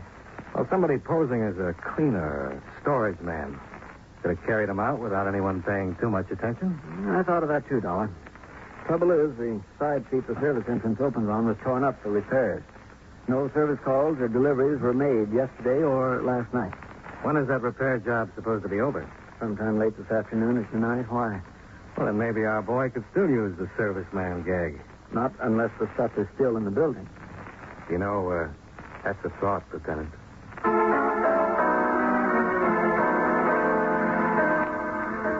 The side street by the Baroness's apartment building might have been under repair yesterday, but there was nothing wrong with it by the time we got there. We went into the service entrance and checked with the night superintendent who was on the door. Yeah, that's right, Lieutenant. Street was fixed about 5 in the afternoon. Been getting regular service calls since then. Do you keep a checklist of those calls? Yeah, sure thing. Right over here. Check 'em in and out. I don't see much sense to it, but we do. Yep, here it is. Anything unusual about any of the tradesmen? Don't know what you call unusual, Lieutenant. A poster came in. 3, 4 florist boys. Always get a lot of them. Some cleaners. Liquor delivered to a couple of apartments. Usual run. Anybody take any packages out? Well, I wouldn't know about that particularly. I don't pay much attention. Coming in and out all the time. Guess maybe the laundryman's going to take something out, though. He usually does. What laundryman is that? New fella. Don't think I ever saw him before. Real big he is, kind of busting out of uniform. Nice enough fellow, though. Could be Harley. Yeah, it sounds like it. What laundry was he from? I don't think I noticed. Just saw he was a new one. Yeah, if you want to know, why don't you ask him? You know where we can find him? Sure. He only checked in maybe 10 minutes ago. Probably down in the basement laundry room right now. The laundry room, lined with wooden storage compartments and cluttered up with washing machines, dryers, and tubs, looked like a mad welter of confusion under the dim night lights.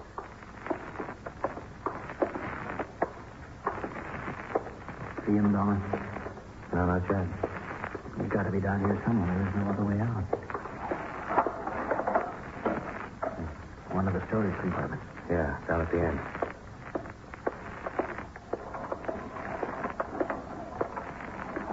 Hey, there he is. It's Harley. Pushing that laundry cart. Yeah. Okay, Harley, stop right there. Police officers. Watch it, Lieutenant. Don't drive, Harley. Stop that gun.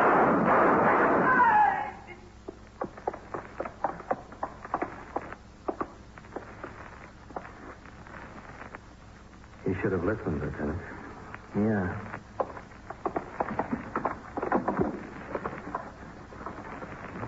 There they are, Dollar. The furs under this laundry. Jewelry, too. Must have kept them in an empty storage room overnight. Uh-huh. You know, one of us had better sharpen up on the target range. There's a bullet hole through the sleeve of this mink. That'll cost your outfit something, Dollar. Well, under the circumstances, I don't think they'll mind.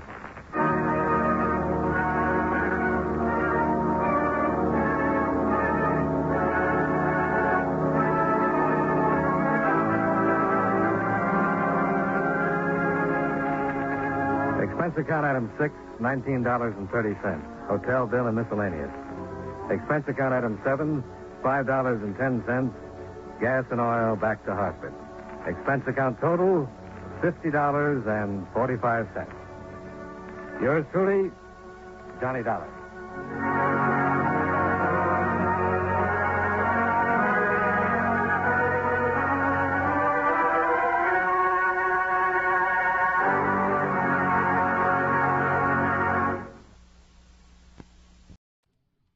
Wrigley's Spearmint Chewing Gum, the refreshing, delicious treat that gives you chewing enjoyment, presents for your listening enjoyment John Lund as Johnny Dollar.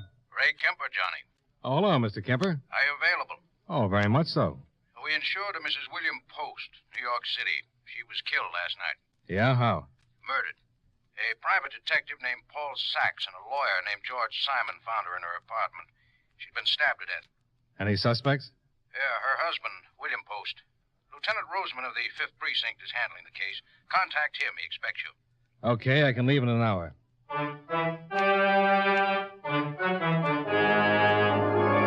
The makers of Wrigley's Spearmint Chewing Gum bring you John Lund in another adventure of the man with the action-packed expense account, America's fabulous freelance insurance investigator. Yours truly, Johnny Dollar.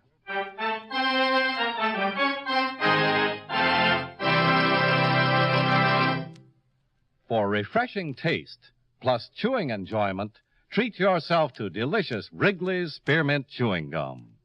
When your mouth and throat feel hot and dry, a stick of Wrigley's Spearmint gives you quick, long-lasting refreshment. The lively, full-bodied spearmint flavor cools your mouth and freshens your taste. The chewing itself helps keep your throat pleasantly moist. Best of all, you can chew and enjoy refreshing Wrigley's Spearmint Gum almost any time and any place. Keep a package handy right in your purse or pocket so you can chew a stick whenever you want it. For refreshing taste plus chewing enjoyment, treat yourself to delicious Wrigley's Spearmint Gum. Millions enjoy it, and you will, too.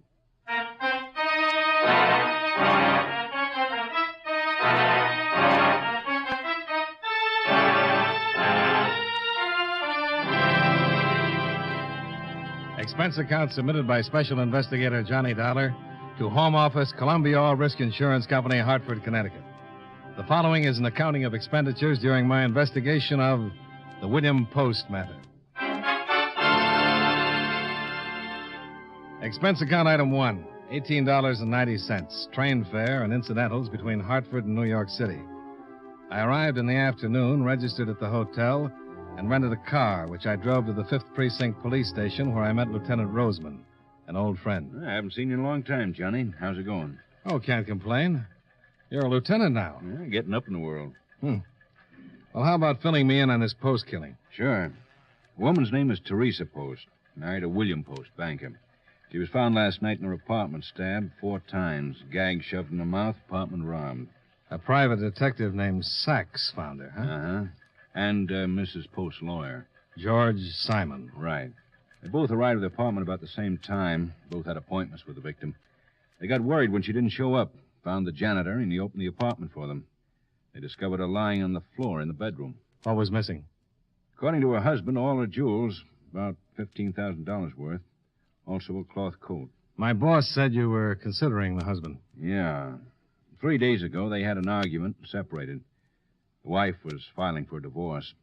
She'd suspected Post playing around for some time, so she hired Sachs, a private detective. Sachs got the evidence, and she confronted her husband with it. He moved out and into a hotel. Sachs and the lawyer were supposed to meet her at 8 o'clock so that Sachs could turn over the evidence on her husband to the lawyer. Well, what makes you think it's the husband?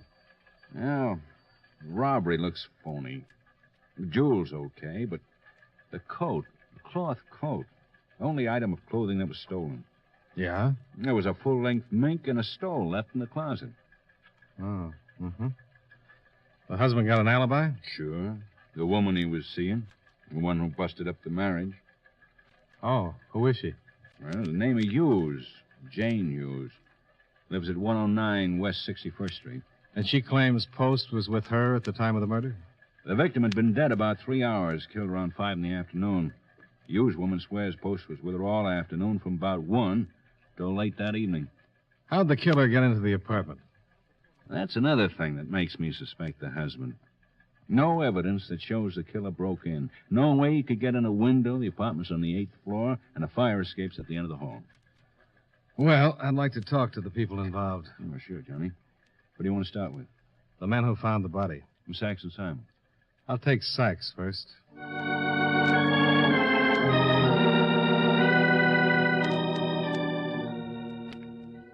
Roseman gave me the address of the private detective, when I drove over to 52nd Street where I located my man. Paul Sachs was small, with a sour look and a wet handshake. What can I do for you, boy? I'm investigating the Post murder. Uh-huh. So, well. Insurance man, huh? That's right. She insured for much? I forgot to ask. Yeah, probably is. Old man's loaded, boy.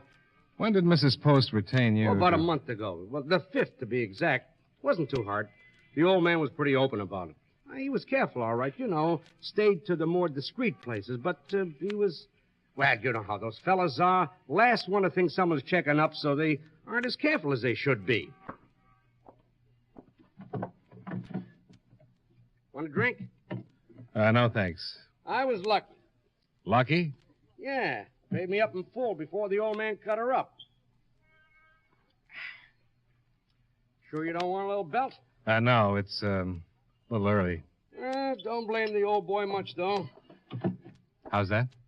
I mean, a little bit of fluff he was chasing around with. Mighty nice. Oh, yes, sir. Mighty nice. Yeah, I got a couple of pictures here. Cops have got duplicates. I keep these for the family album. Uh-huh. You think Post killed his wife? Oh, yeah, sure. He certainly had the motive. Threw him out and was going to take him for everything. I've been in on things like this, boy. You know, a man like me gets mixed up in all kinds of things. Murders like this, cut and dried. I tell you what, he made his mistake by taking that coat and leaving the mink. Stupid mistake. Real stupid, boy. The police say she was killed around 5 in the afternoon. Yeah, that's right. Oh, she was cut up something awful. Where were you at 5, Mr. Sachs? Me? Oh, nothing personal. You're barking up the wrong private detective, boy. I didn't have no motive. I was right here in my office. Didn't finish work till around 6. I've got other cases, you know. Can you prove you were in your office? Can I prove? Well, boy, if I gotta prove it, I'll prove it. But there ain't no motive, boy. Why would I want to kill her, huh? You ain't thinking, boy. When you've been investigating as long as I have, you won't run around asking ridiculous questions like that. Yeah, I should be ashamed of myself. Well, Mr. Sachs, it's been a real pleasure. You gotta go, boy? Yeah, I'm afraid so, but it's been charming. Good. You need any help? Just give me a call. Oh, I'll do that, boy.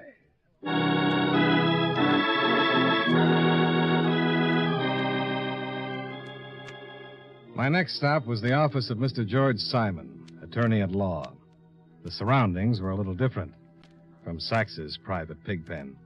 A big suite of offices with a big suite of secretaries. George Simon greeted me with a professional smile and offered me an overstuffed chair. Yes, I arrived at Mrs. Post's around 5 minutes to 8. My appointment was at 8 sharp. When did Sachs arrive? He was already there, waiting in the hall. He said he'd just come up in the elevator, but that Mrs. Post had not answered his ring. Lovely fellow. You met him? Yes, a few minutes ago. Well, we waited in the hall, thinking that Mrs. Post was late and due to arrive at any minute. 10 or 15 minutes later, I got worried. I knew how important the meeting was, and I couldn't understand why she'd forget it. I had talked to her that afternoon. What time? That I talked to her? Oh, I'd say around 3. She seemed all right? Well, she wasn't particularly happy about the situation. They'd been married for 7 years. But other than that, nothing else seemed to be bothering her? If it was, she didn't mention it. All right, you waited for about 5 or 10 minutes. Yes. Then I located the janitor and had him unlock the door. We found Mrs. Post in the bedroom. I called the police immediately. Did Mr. Post know that you were meeting with his wife? I have no way of knowing that. Do you think he killed her? No, I don't think he's the type to kill anyone. Mrs. Post was certainly going to get a sizable settlement. She was going to ask for one. And Mr. Post knew that she was. I believe she told him. She mentioned to me that she had. How large a settlement? We hadn't arrived at any figure. I was supposed to meet her and this private detective. I was supposed to look over the evidence, and then we were to discuss future plans. Where were you at 5 o'clock, Mr. Simon? Here in my office. I was here all day except for lunch. All right, sir. Thank you very much for your trouble. Glad to help. But I don't think Mr. Post killed his wife. Well, I can't disagree with you. You don't think he did? I can't agree with you either. You see, I just don't know yet. See you later, Mr. Simon.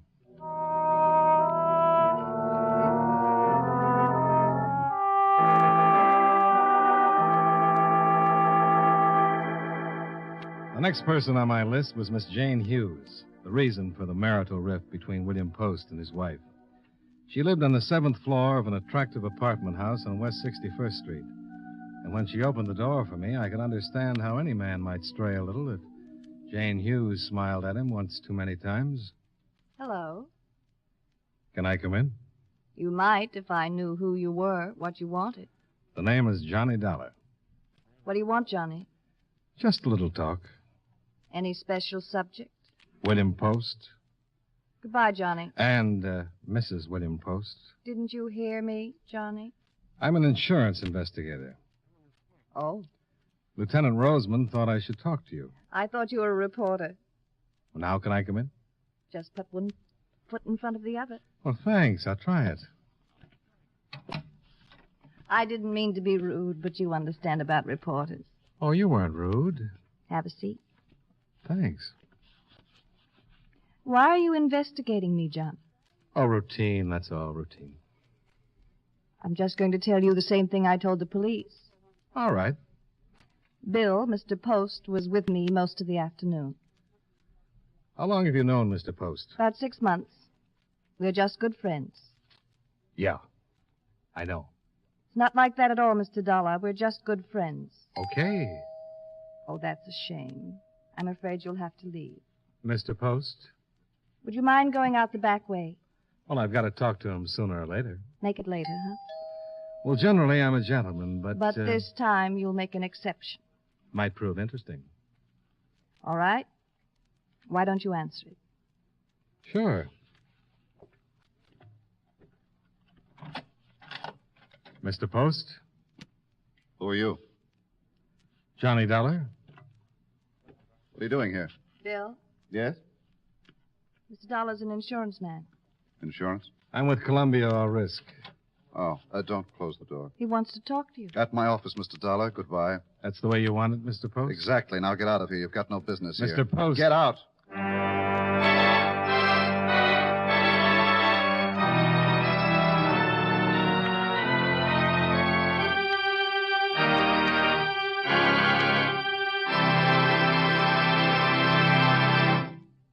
Friends, no matter what kind of work you do, it's a real help to chew delicious Wrigley Spearmint gum right while you're working.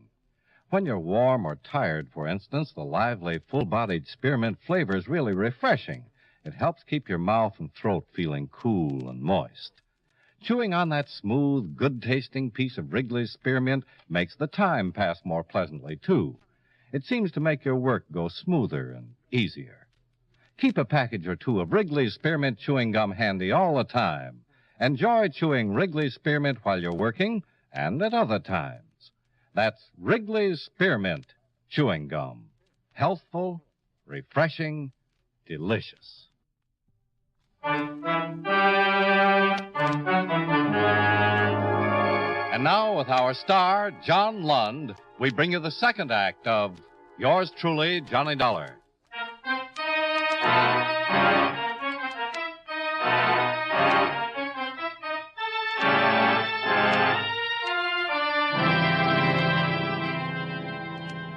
On the police list, William Post was the #1 candidate for the killing of his wife. On my list, he was just a wealthy banker with a dead wife, a seductive girlfriend, and a nasty personality. I'd run into many a nasty personality in my travels, so I let the incident roll off my back and drove over to the Park Avenue apartment where Mrs. Post had been murdered. In the basement, I located the janitor, a bent little man who was working on the plumbing and singing a flat chorus of Dixie. Look away. Look away. Look away, Dixieland. Oh, way down yonder. Hey, Pop. The old time Pop. is not far. Pop. Look away. Yeah. Are you the janitor? Uh-huh. What's your name? It's Pete. You want to do me a favor, Pete? Pete Kellett. Who are you? My name is Johnny. When Johnny comes marching home again, hooray! Hooray! When Johnny comes marching Pete, home again, hooray! Pete. Hooray! Hey, Pete. Pete, I want you to do something for me. I don't know you. I'm an insurance investigator. Yes? You got a pass key to #8? Well, have you? #8? where the woman was murdered. Oh, I'm busy. When Johnny comes around, she's home again. Pete, oh, Pete. Hey, Pete. Pete, I want you to let me into number 8. What for? Because I'm investigating Mrs. Post's murder. Can't. It's all right. I'm working with the police. Who'd you say you was? My name is Dollar. You said it was Johnny. That goes in front. It's Johnny Dollar. Oh, Johnny, oh, that's a funny name. When Johnny comes marching home again, Henrik. There ain't nothing for you to see in number 8. I just want to look over the place. Why? I just want to take a look around. I don't want to go up there. Well, then give me the key. I can't. I got $10 that says you can. Make it 20, and I'll let you look over number 3. Folks are out of town for a couple of months. I just want to get into number 8. Okay. Oh, thanks. You opened the door last night for Mr. Sachs and Mr. Simon, didn't you? Who? How long have you worked here? Oh, I don't know. I guess I worked here, let me see now. Oh, my. I just worked here, for just a long time, I guess. That's all. You knew Mrs. Post? Yes, anyway. Have you ever seen Mr. Sachs or Mr. Simon before last night? Who? The men you let into Mrs. Post's apartment. I saw him last night. I never saw him before. Not even once I never saw.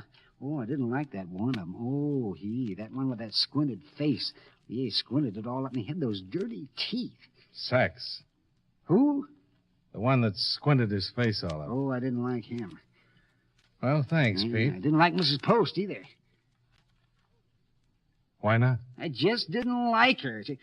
Sweet, oh, sweet chariot, coming to carry me home.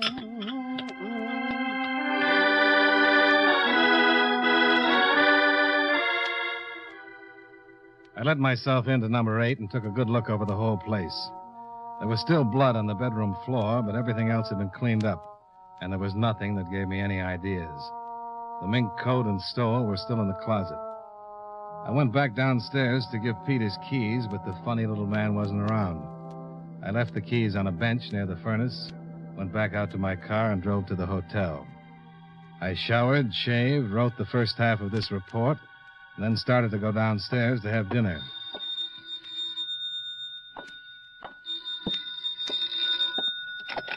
Johnny Dollar. Roseman, Johnny. You got something interesting on the post case. Oh, good. Somebody pawned that cloth coat late this afternoon. You know who it was? No, I'm just on my way down to the pawn shop to get a description from the pawnbroker. You want to meet me? Where is it? 945 East 185th Street. I'll see you there.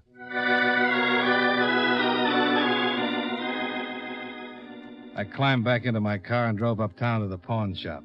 Lieutenant Roseman was already there, talking to the pawnbroker. And the answers he was getting were very interesting. You remember the man who pawned the coat? Oh, yes, he was a kind of small, funny-looking fella. He didn't said much, just handed me the coat and took what I gave him. You know, I remember the circular, what you sent. Seems strange, a man like that having such a nice coat. I thought right away that was stolen. The man was small? Yeah, kind of stooped over. Anything else? No. Oh, yeah. He had a habit of singing to himself all the time, under his breath. The first good lead. Roseman and I drove back to Mrs. Post's apartment and went down in the basement, where we found Pete Kellett asleep on an old cot. Hey, Pete. Pete. Come on, wake up.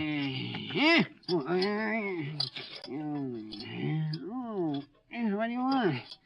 You remember me? Should I? I was down here this afternoon. Oh, I guess I do.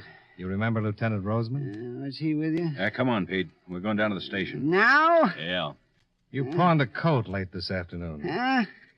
A cloth coat. The one that was stolen from number 8.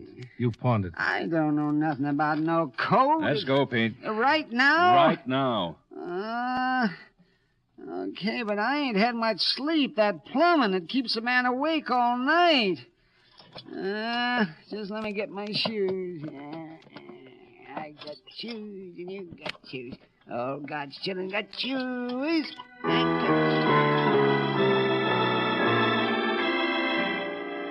took Pete Keller down to the precinct and questioned him for half an hour. But he refused to admit that he'd ever pawned the coat or that he knew anything about it. The pawnbroker was sent for, and we all went down to the lineup for an identification. Pete Kellett was in the first line. Third man. Number 3, murder. Number 3, step out. Number 3, you. Huh? You're number 3, aren't you? Well, if you'd like me to be. Then step out. Oh, sure. Is this okay? Just answer the questions. You mind if I sit down? Just stand right there and face the front, hands at your sides. Oh, I'm awful tired. Plumbing keeps me awake all night. What's your name? Huh? I said, what's your name? Lieutenant. Oh, it's Pete. That's Where you the from? man. Pete He is Kellett? the Where one you that from? pawned the coat. Oh, what do you mean? I mean, Oh, where's your place of positively. residence? Oh. Sergeant Hanley, Yes, Lieutenant. number 3, hold for interrogation. Okay, you step back in line. Me? Yeah, you. Oh, I thought you wanted to hear where I was Step from. back. My goodness.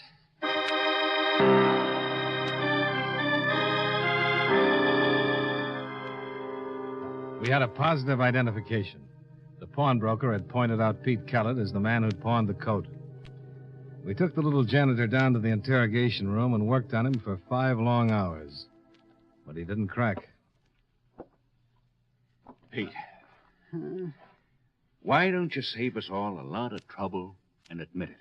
What? That you killed Mrs. Post. Oh, why should I admit that? You want me to tell the truth, don't you? Oh. Pete, Yes. you did pawn the coat, didn't you? Yes. Okay. Where did you get it? From Mrs. Post. And you stabbed her. No. Then how did you get it? Well, she'd give it to me. You expect us to believe Why, that? sure. Why didn't you tell us this in the first place? Well, I thought if you knew, you'd think just what you're thinking. She gave you the coat. Yes. When? Well, a couple of days ago. You told me you didn't like her. I didn't. She gave you a nice coat like that, but you didn't like her? No. Then why did you take it? Why not? Now, look, you... Lieutenant. Yeah? Come here a minute, will you? Can I go? You move a muscle and I'll bust you. Oh. I tell you, Johnny. Yeah, I know. But after all, He's nuts. There's a more polite term for it. He's nuts and he's guilty. You want to find out if he is? I know. I mean guilty. Find out and eliminate all this questioning? How? He's scared of that room. He wouldn't take me up to number 8, although he gave me the key. I think we can scare him into a confession. I'll try anything. Of course, there's a chance he's telling the truth. If he is, I'll eat your shoulder holster. Well, turn him loose. Send him back to his job. What's that going to do? You just hang around and watch.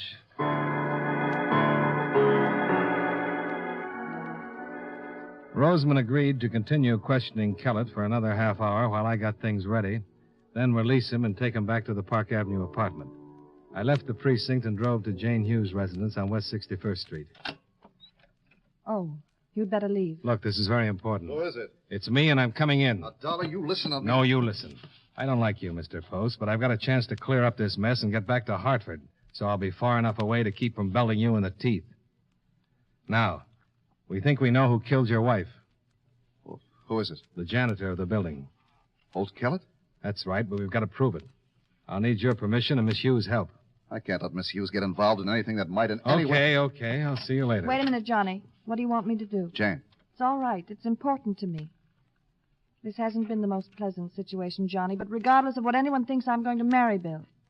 We're in love. I'll send you a box of rice if this works. What do you want me to do? I want you to be Mrs. Post. The dead Mrs. Post. What? Let him finish. I want you to go up in that apartment, dress like Mrs. Post, and call Kellett, the janitor. Tell him there's something wrong with the plumbing. Play it straight, as though nothing had ever happened. Are you out of your mind? You think... The police will be there. No. Let's go, Johnny.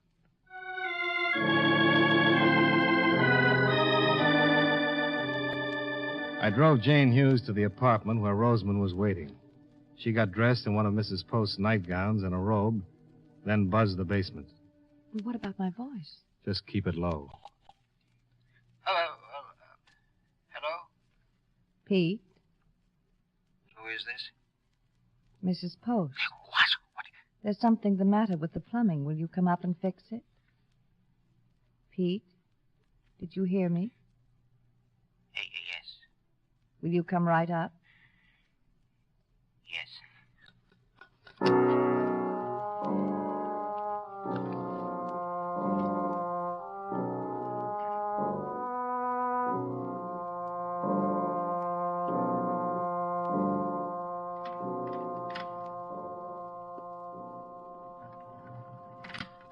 Here he comes.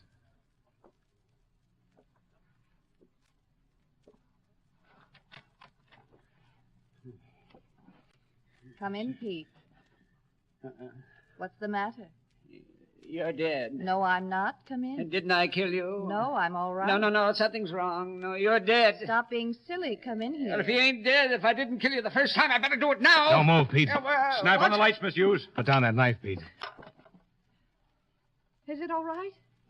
Yeah.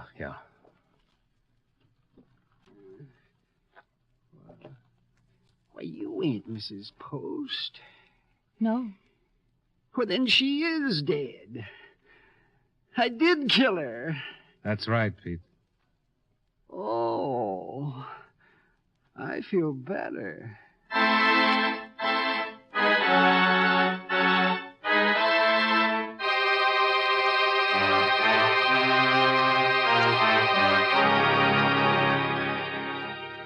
Pete had the jewels hidden in a bucket of paint in the basement. He finally explained that he was in the process of robbing Mrs. Post when she came home, surprised him, and he had to kill her. He didn't take the minx because he thought the cloth coat was prettier. I drove Jane Hughes back to her apartment, where a grateful William Post was waiting with open arms. And that was that.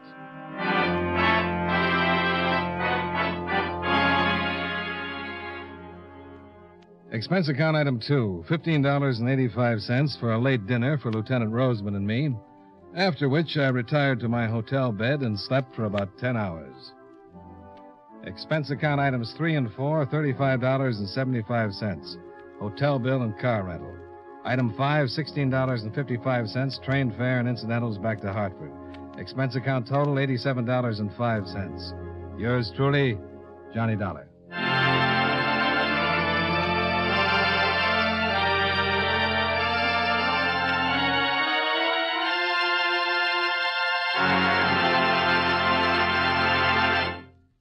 Remember, friends, for refreshing taste plus chewing enjoyment, treat yourself to delicious Wrigley's Spearmint Chewing Gum. The taste of fresh spearmint is cooling and delightful, and there's lots of it in every stick of Wrigley's Spearmint Gum. It freshens your mouth, helps keep your throat moist, and sweetens your breath besides. You'll enjoy the good chewing, too, because Wrigley's Spearmint is so smooth and pleasant to chew on. There's nothing else quite like it. Next time you're at the store, stop at your friendly merchant's display of chewing gum and get a few packages of good-tasting Wrigley's Spearmint Gum. Always keep some handy for refreshing taste plus chewing enjoyment. That's Wrigley's Spearmint Chewing Gum. Healthful, refreshing, delicious.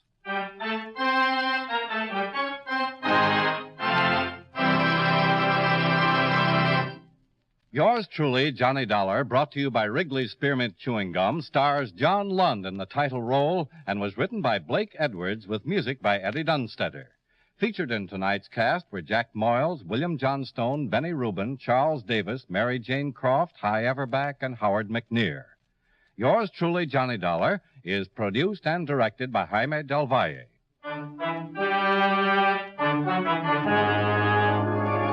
The makers of Wrigley's Spearmint Chewing Gum hope you enjoyed tonight's story of Johnny Dollar and that you're enjoying delicious Wrigley's Spearmint Gum every day. This is Charles Lyon, inviting you to join us again next week at the same time when from Hollywood, John Lund returns as... Yours truly, Johnny Dollar.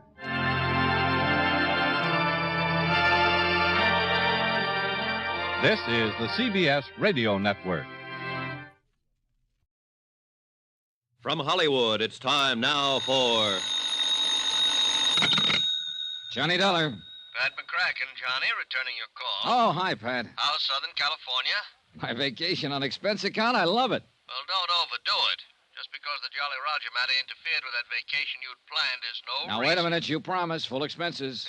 Okay. When are you coming back to Hartford? As soon as I clear up the Lamar case. Want okay expenses on it now? Huh? Lamar? Yeah, Pat. This is a case that'll make your hair curl.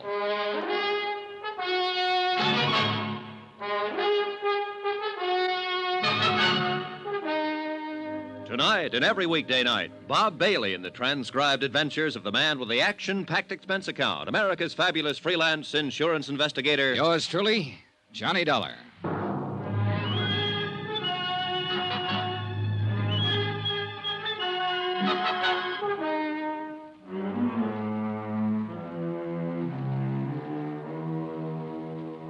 Expense account submitted by Special Investigator Johnny Dollar to the Universal Adjustment Bureau, Hartford, Connecticut.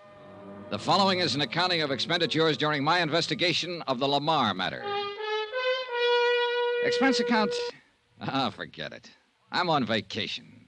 As far from Hartford, Connecticut, center of the insurance business as I can get. Yeah, I'm in La Jolla, California, and I'm staying in a big ritzy motel called El Crescenta, alone. Oh, there is a girl down here. A lot of them, in fact. But one in particular. Vonnie Lamar, her name is. Sounds like somebody in show business, doesn't it? But she isn't. Tall, 5'8", brunette, pretty as the devil. And I gave her the line that my so-called business back east consists of nothing more exciting than running a filling station. How can you afford to come all the way out here to California for a vacation? To say nothing of staying at the El Crescenta. Rich uncle, Vonnie. Died and left me a couple of $1,000 to do with as I see fit. This is the way I see fit. Only a couple of $1,000. Mm-hmm. Gee, that's too bad. A couple of $100,000, I might really fall for you. Oh, Vonnie, how can you? Hmm? Here I thought these last 3 days and evenings with you were due solely to my overwhelming personal charms. Your charm has nothing to do with it. Kiss me again, anyhow. With Vonnie around, who needed a couple of $100,000? Yeah, the gal was just about all anyone could ask for. And I don't mean for just a quick vacation time romance. I'd spotted her the minute I'd landed here at this hotel. More like a guest ranch by the seashore. Beautiful, modern cottages set around a big green lawn with a swimming pool in the center big enough for the Olympics. Carports beside the cottages loaded with Eldorados, Continentals, and a handful of foreign sports jobs. And a beautiful big dining room and a building set up to look like an old clipper ship. And food and service worthy of Oscar of the Waldorf. And what was I doing here? On expense account, remember? Yeah, I'd spotted Vonnie the night I arrived from San Diego after clearing up the Jolly Roger matter and set my sights for her immediately. Naturally, I wondered what so attractive a girl was doing alone here. She cleared that up for me at dinner the second night. I still don't understand why Daddy hasn't arrived yet. Oh, he's supposed to join you on this vacation? We always spend our vacations together. At least we have since Mother died a few years ago. You're an only child? Yes. Really a foster child. Just as we were about to take our plane, some crisis or other arose at the plant. So he made me come along and wait for him. Lamar Metal Products. Lamar Metal? Oh, yeah. Aircraft components, isn't it? South Bend, Indiana? Yes. You know how crisis can arrive in a business like that. Sure, imagine so. Government orders, and all that sort of thing. Yeah. Well, you'll probably hear from him before. Oh. Here, waiter, would you like to get us... Senorita, a telegram for the lady. Oh? Excuse me, Johnny. Sure. Here you are, Pedro. Gracias, senor. Oh, dear. What's the matter? It's from my father, and I don't like it. Listen. Must delay departure a few more days. Doctor's orders. Oh? Nothing to worry about. Stay there in La Jolla until I join you. Love, Daddy. That's too bad. But doctor's orders. There's nothing wrong with Daddy. He had a new insurance examination just a month ago. They gave him a clean bill of health. What company? Try Mutual something or other, but what difference does it make? There's something wrong about this. I'm sure of it. Well, why don't you phone him? Yes. Yes, I will. My cottage is right next door here. Come on. It was none of my business, but the name of Tri Mutual rang an old familiar bell. Yeah, I'd handled a lot of cases for them. Anyway, she wasted no time in putting through a call to her father's private number in South Bend. Yes, operator? Thank you. I don't know why I didn't go to my own cottage to make this call. My pleasure. I guess I'm a bit upset by this wire. I don't blame you. There's nothing wrong with Daddy. There can't be. Well, maybe he just made the mistake of mixing too many oysters with too many martinis. Hello? Hello? Daddy, what's this telegram you sent me? Oh. Oh, I see. Oh, well, you had me scared for a few minutes. Oh, yes, fine. Mm-hmm. Yes, if you must know the truth, I have. Johnny Dollar. Uh-oh. Very. Careful, gal. Oh, he says he runs a filling station, but I don't believe him. I'll tell you all when you get here. And hurry, darling, please.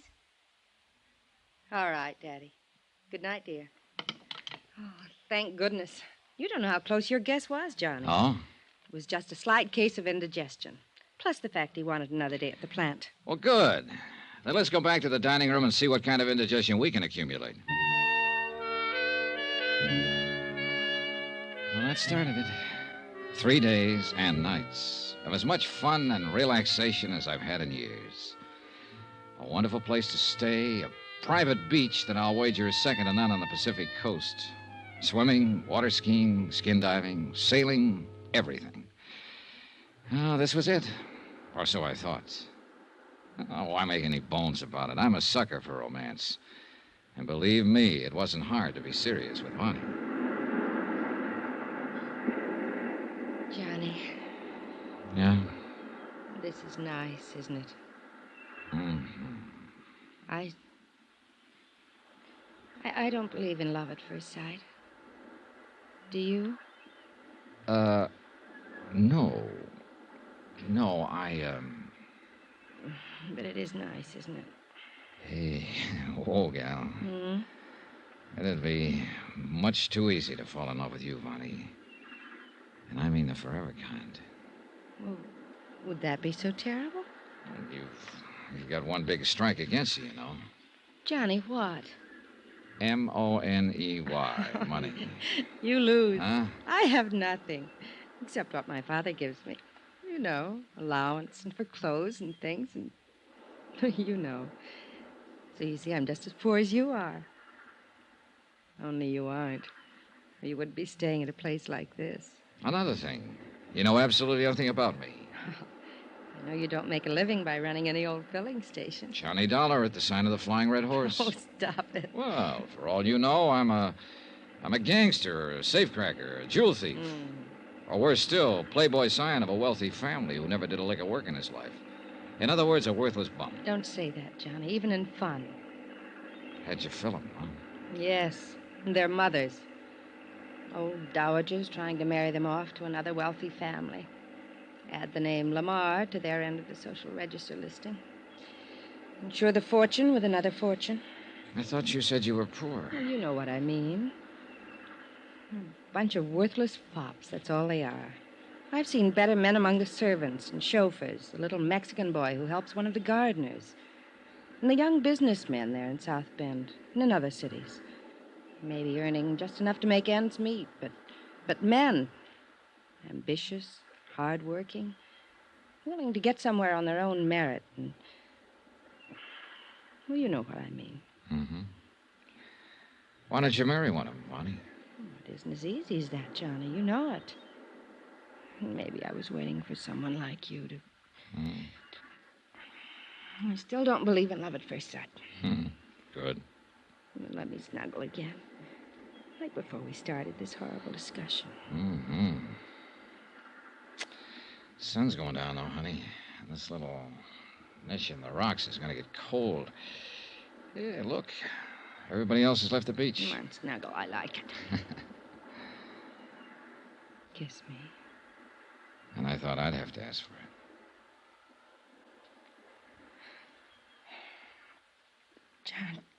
Johnny? What do you do? Well... Hmm? Well, I'll tell you. I live in Hartford, as I told you, and I'm really... Listen. He's calling you. Yeah, you too. Oh, the spoil sport. Well, maybe it's word from your dad. Here, up you come. Oh, I hope so. Come on, Johnny. Pedro? Pedro? Over here. Here we are. Here. What's up? Oh, senorita. Telegrams. Telegrams? But the one for the senor was marked rush, so I rush. Good boy, Pedro. Here. No, I'll tip you when we get back to the motel. Stop by senor. my cottage. Johnny, it's What's wrong, Bonnie? from our family doctor. I'm afraid. Here, you read it. Sure, I'll be glad to. Regret having to inform you your father died a few hours ago. Suggest you return to South Bend immediately. Oh, Johnny.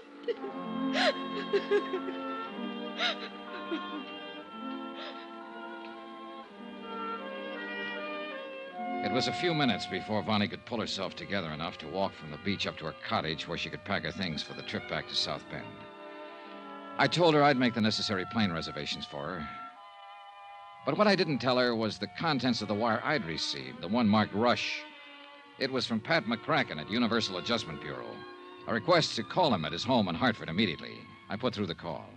Hello, Pat McCracken. Well, Killjoy, what's on your mind? Johnny? That's right. Hey, you got my wire. Why else do you think I'm calling? I tried to get you long distance all day. Your motel didn't seem to know where you were. Well, that was my doing. They might have spoiled a beautiful romance. Well, what's on your mind? Johnny, you've got to cut your vacation short. Oh, no, you don't. And you've got to come back to Hartford right away. What? Now, listen, I'm yes, just... but plan to make a long stopover in South Bend, Indiana. South Bend? That's right. Oh, I get it. This is a gag. Or did you know I'd figured maybe on stopping over there anyhow? I don't know what you're talking about, but now listen. By a rare stroke of luck, we just got word of the death this morning of one of Tri-Mutual's bigger policyholders. How much? $1.5 million. Man named Thomas Rene Lamar. Lamar? Pat. Now listen, Johnny. The circumstances lead us to think it may be murder.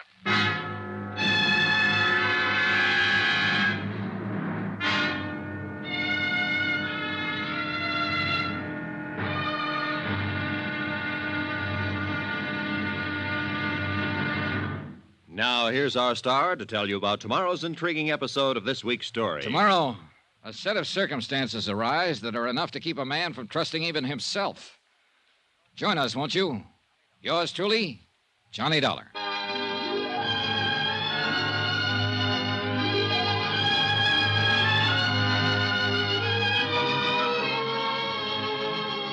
Yours truly, Johnny Dollar, starring Bob Bailey, is transcribed in Hollywood.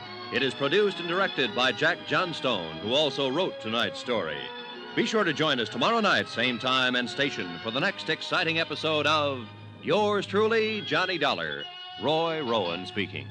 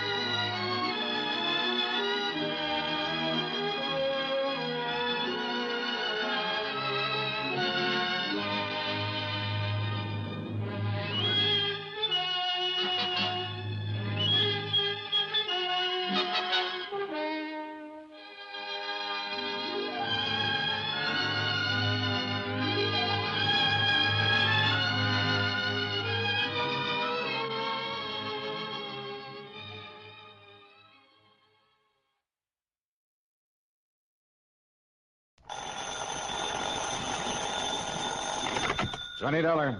Byron Kay, Intercoastal Maritime and Life. Why? How are things in dear old Boston? Here in Boston, fine.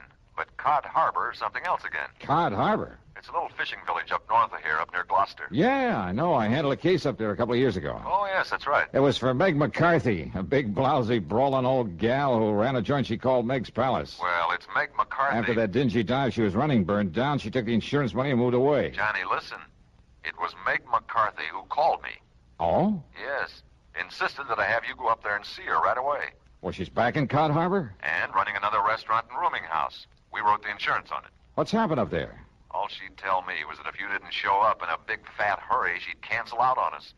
So what do you think? I'll tell you this. Meg is used to handling things pretty much by herself. I mean, she wouldn't have called for help unless there's something pretty serious going on. The last time, it turned out to be a murder. I know. So if you're willing to pay my expenses... Go to it, Johnny. Right.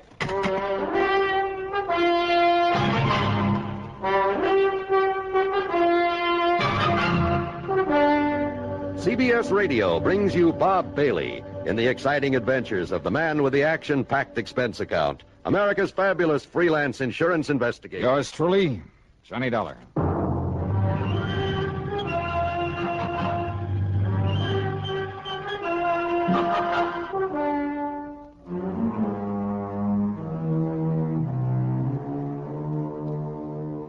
Expense account submitted by Special Investigator Johnny Dollar to the Intercoastal Maritime and Life Insurance Company, Boston office.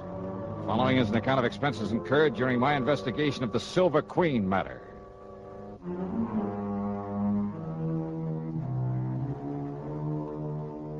Cod Harbor is on the coast up near the famous old town of Gloucester, Mass.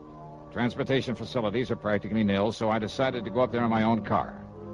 Item 1 on the old expense account then is $4.95 for gas, and having got an early start, I arrived there shortly after noon. Yeah, it's quite a colorful spot, Cod Harbor, if you could somehow manage to lose your sense of smell, or maybe if you were an artist bent on painting a picturesque waterfront.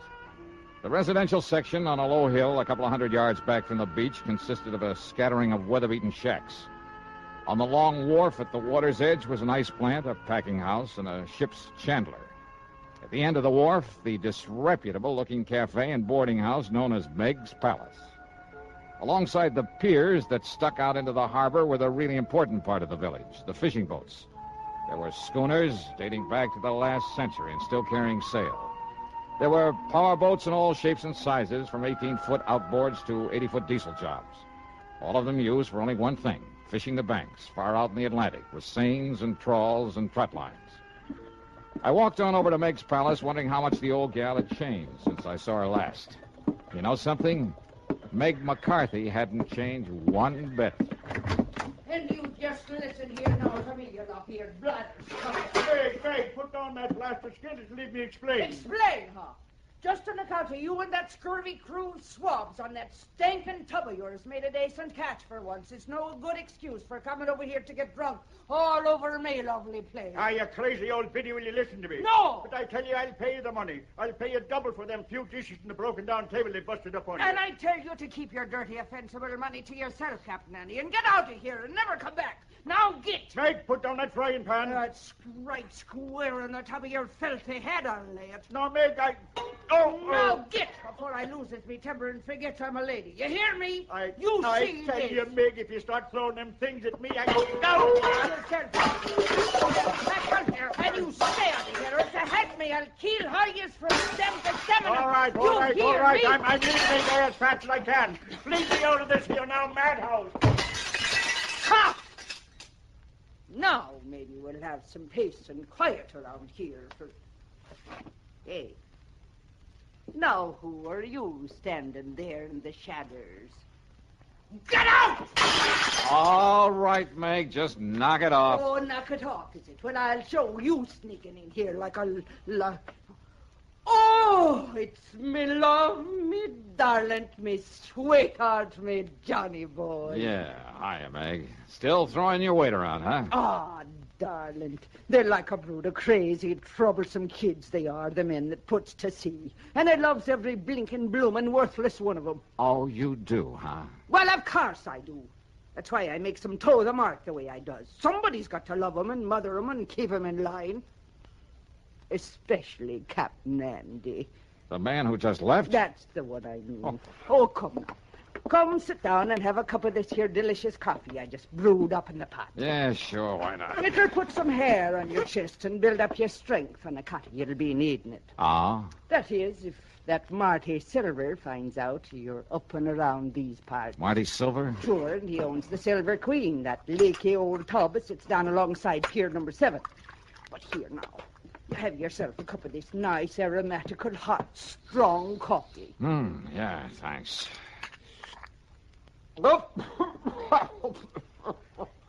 Holy... What are you trying to do, murder me? Hey? Good grief. Well, now, just a minute, me fine young fair-feathered friend. Is it a snide and despairing remarks you be making about me lovely coffee, You is call it rat poison coffee? I'm most certain. Now, just you look here, you hairy-brained young incompetent. No wonder there's trouble up here in Cod Harbor. Oh, is that so? Well, if you think I'm going to let you sit here and make degrading remarks about me cooking... Okay, Meg, okay. Stop waving that coffee pot and settle down. Just you listen, you swab-headed young whisker Forget it, snapper. will you? Pipe down. Quiet, will you? Now, sit down. Yes, darling. Okay. Oh, Johnny. Johnny, you reminds me so of me dear, dead, departed, overbearing husband when you talks up to me like that. Oh, yeah, I'm sure. And I tell you, if I was a few years younger and maybe a mite prettier looking in the face, oh, I tell you, there wouldn't dare another girl so much as set her eyes on to you. Oh, that's true, Johnny. Okay, Meg. But now what about this Marty Silver? Captain Marty Silver, he calls himself. And he sailed in here a few days ago from up to Gloucester, he says, in that tub he calls the Silver Queen. Says he wants to sell the old wreck. Aye, and that he will, Maggie. And who invited you in here again, Captain Andy? There's already 2 or 3 suckers bidding up to buy the old wreck from him. He's pushing them hard to make a sale, he is. Then, Andrew P. Hogginham, you keep them from buying it until Johnny Dollar here gets through his investigation. Investigating? Well, now, where's your manners? Shake hands with him. This here's Mr. Johnny Dollar, me lover boy from way back. Yeah, hiya, Captain. Lover boy? Him? That pasty-faced landlubber like him? Just you mind your manners, Andy, and get out here and don't let none of them boys buy the Silver Queen. Not yet. Now, look here, Meg. Go on with you. Or do I got to throw you out again? Whatever you say, Meg. But I warn you, woman, if you're being untrue to me in favor of this here Johnny Dollar... Ain't he handsome, Johnny boy? And we don't make it generally known, but Captain Andy is me very own fiancé. No. Yes, sir. And all this time I thought you only had eyes for me. Oh, well, now, Johnny... Okay. Now, just tell me about this Captain Marty Silver. Well, now, listen, darling. If Marty Silver finds out that I sent for you, if he finds out you're here to investigate him... Investigating for what? Come on, Meg, you're beating around the bush. Oh, it's because I hate the word. Because I'm afeard of it. What word? Murder. Oh, well, I can't say that I...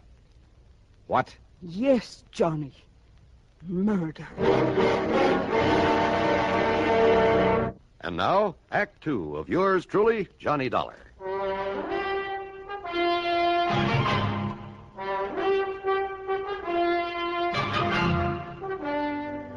You're accusing this Captain Marty Silver of murder? I'm accusing him of preparing murder.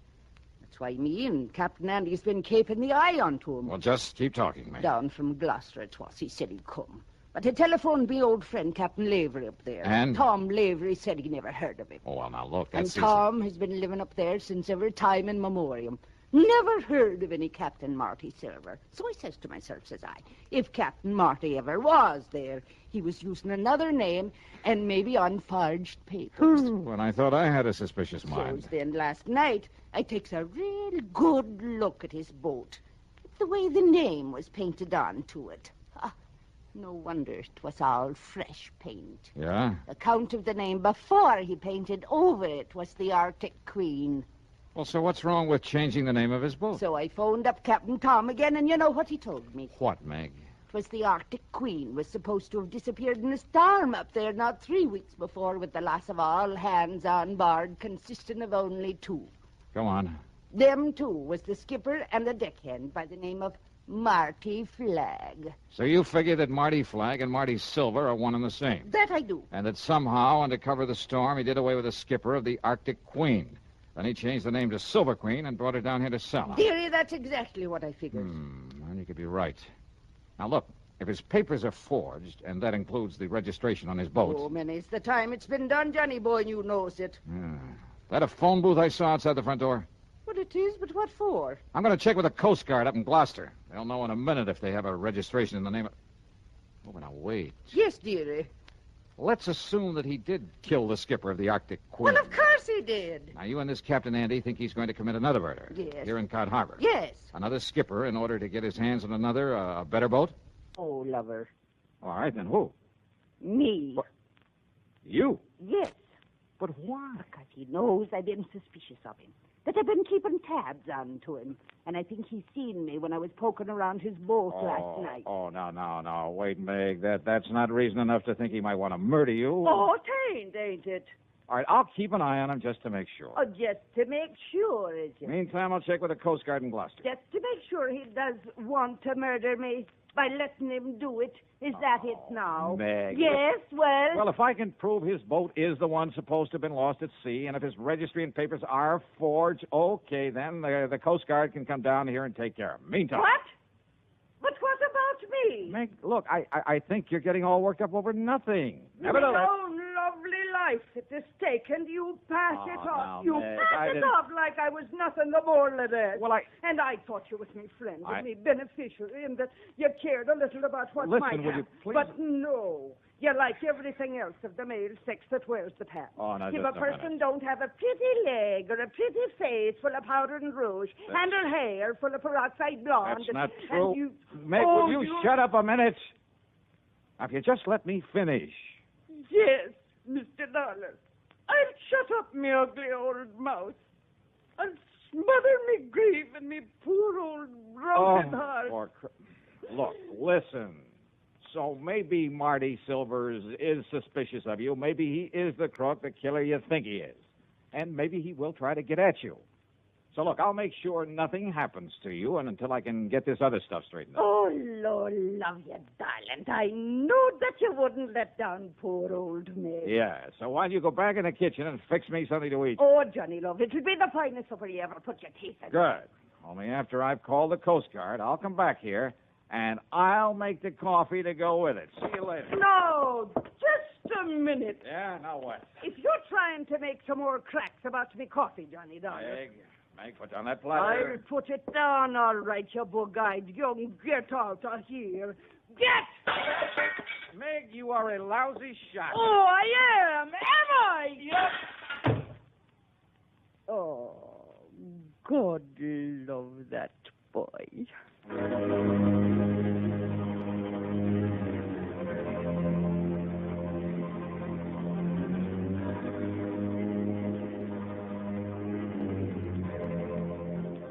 My call to the Coast Guard proved that Meg was right, 100%. They'd never heard of a Captain Marty Silver, had no record of him whatsoever. As for the boat, well, it was pretty obvious now that he must have killed the skipper of it in order to steal it, bring it down here to sell. I promised them that I'd do nothing to alarm Silver to scare him away, but that I would keep tabs on him until they could come down here and arrest him. But I had to break that promise because of what happened exactly 2 minutes later. Yeah, right after I hung up that phone.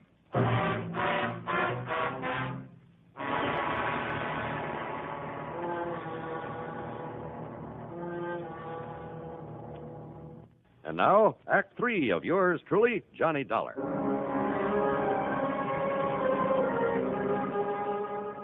I left the outside phone booth and walked back into Meg's Palace Cafe. It was still cluttered with the pots and pans and crockery that she loved to throw at anyone who happened to disagree with her. In this case, it was Captain Andy and me, her lover boys. I heard a lot of activity off in the kitchen where she'd promised to cook me something to eat, and I hoped she'd hurry because I was hungry. But then I heard a door slam somewhere in the back and footsteps on the boardwalk that I knew led down to the piers. I wondered if she changed her mind about fixing that meal for me. But when I got to the kitchen... Meg, what's happened? What happened here? Oh, Johnny boy. Thank heaven you got here and scared him away. Who? If he hadn't heard you coming in the front, he would have killed me for sure. Marty Silver. Oh, he must have been hiding away here in the kitchen. He must have heard everything me and you were saying about him. All right, here now. Let me help you up in this chair. It's all right, darling. I think I can make it. But when I get a hold of that... There you are. But I thought Captain Andy said that Silvers was down at the dock trying to sell that boat. Hey, wait, listen. Yes. Stay right here, Meg, while I get in the back of that door. What? What is it? Out of my way, Dollar. Meg, I just seen Monty Silver coming up. Meg, who done this to you? Marty Silver, Captain. I'll kill him for this. Oh, Meg, me pet, are you all right? Yes, I'm all right. But where was you when Marty Silver come in here and attacked me? Like you told me to. I went back to the dock to keep an eye on him. He was right here in the kitchen. And when I went out to phone the Coast Guard... Oh, Maggie, darling, did he hurt you bad? I told you I'm all right. But if Johnny hadn't come back in here... Oh, I'll kill that dirty Hey, rotten... Captain, you said you saw him leaving here. That I did. Where'd he go? Down to the dock, to the Silver Queen. Well, he may have ideas for taking off, getting away from here. Well, of course, you barnacle-brained pair of... Look! What? Look there, out of the window. Yeah, you're right. Of course I'm right. That's the Silver Queen headed out to sea. Come on, Captain Andy, we're going after him. But he's got a start on us, a head start. And with the darkness and night coming on... Well, standing here talking about it won't get us anywhere. Come on.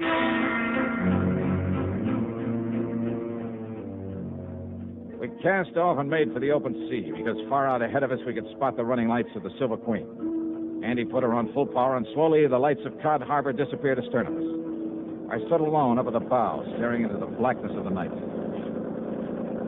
You keep your eye on those running lights, Johnny. We lose them, we lose the Silver Queen. I think we're gaining on them, all right. Not very fast. Don't worry, boy. There's nothing out of Cod Harbor can outrun this boat of mine. Anything you can do to give us some more power? No. Oh, yes. There, maybe it is. Come on back here, Johnny. Take the wheel. All right, you are. You see him? You see his lights from here, all right? Yeah, I see him. And then you take the wheel. All right, I got it. What are you going to do? I'm going to lift this engine cover and... There. Now, I'll get to this carburetor and see if I can keep her wide open, Johnny. That she is. Oh, let's slow this down. Just keep an eye on the Silver Queen. Good, that's it. That's the best I can do with it. I'll take the wheel now. We'll get back up forward. Aye, sir.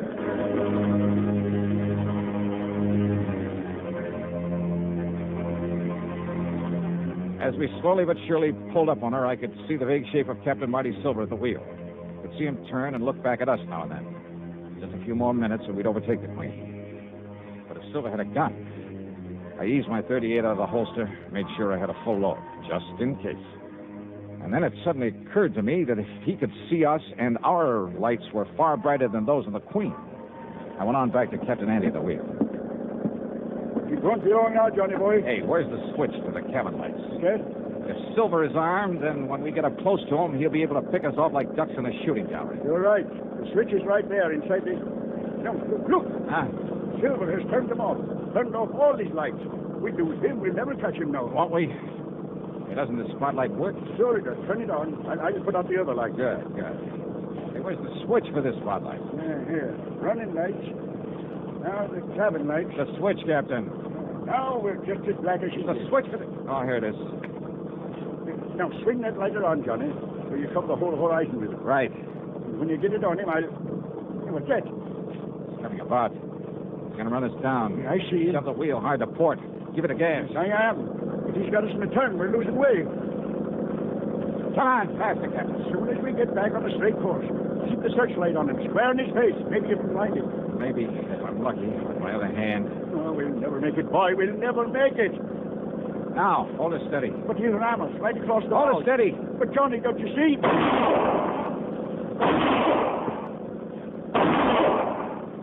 You hit him. He's hurt. Yeah. Now more power, Andy.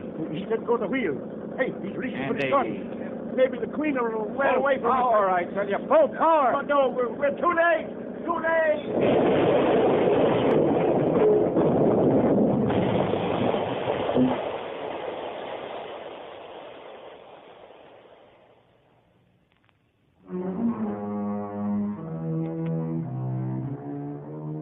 Well, I suppose I ought to make some crack about it being a long swim back to Cod Harbor. But I won't because it wasn't. The Silver Queen sank like a rock, and with the help of the spotlight, we finally managed to find and pick up the body of Marty Silver. Then, with both Andy and me bailing like mad, we slowly limped on back to port. And that's about it. Expense account total, including room and board at Meg's Palace and another tank full of gas, $58.35. Yours truly, Johnny Dollar.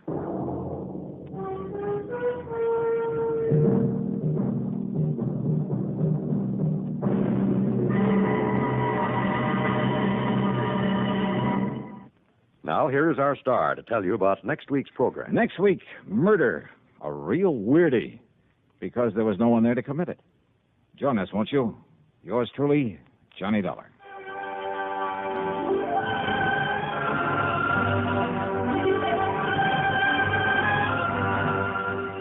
Yours truly, Johnny Dollar, starring Bob Bailey, originates in Hollywood and is written, produced, and directed by Jack Johnstone. Heard in our cast were Virginia Gregg, Olin Soule, and Ralph Moody. Be sure to join us next week, same time and station, for another exciting story of yours truly, Johnny Dollar.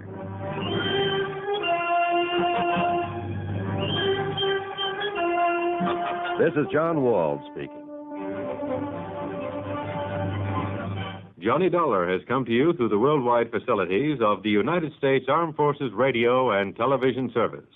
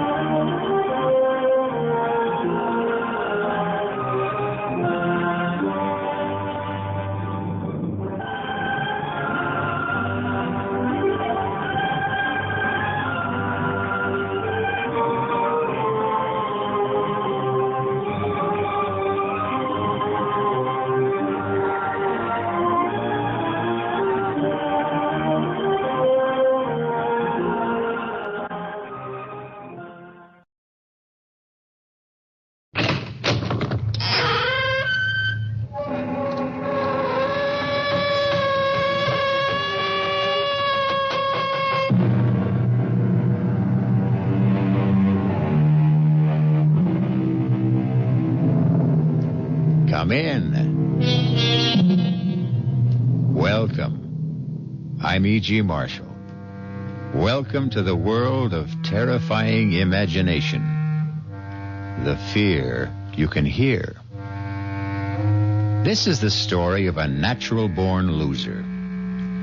Within the quietest and most retiring of the genus Homo sapiens, there lurks a tiger, as indeed it lurks in all of us. It takes only the right combination of intolerable pressures, unfulfilled dreams, and the opportunity to escape the first and realize the second, to make even the worm turn, which is just what happened to Henry Green. I do a lot of dreaming. When you're married to someone like Florence, you got to do something. But I never figured any of those dreams to come true. Revenge dreams, you know, like, it is the decision of this court that you, Florence Green, be removed to a suitable place and hanged by the neck until you are dead. Maybe it's hung. I never remember, like, it's all right, Dr. Willoughby. I know you did your best to pull her through, but it's God's will that prevails in the end.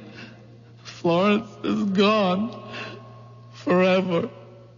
Someone yaks at you like Florence and steps on your toes everything you want to do and has to be on you every moment and won't let you out of the house alone. I'm telling you, it's simply murder. So I dream a lot about my wife just not being. But I never thought of actually causing her not to be. I never really meant to end up a murderer.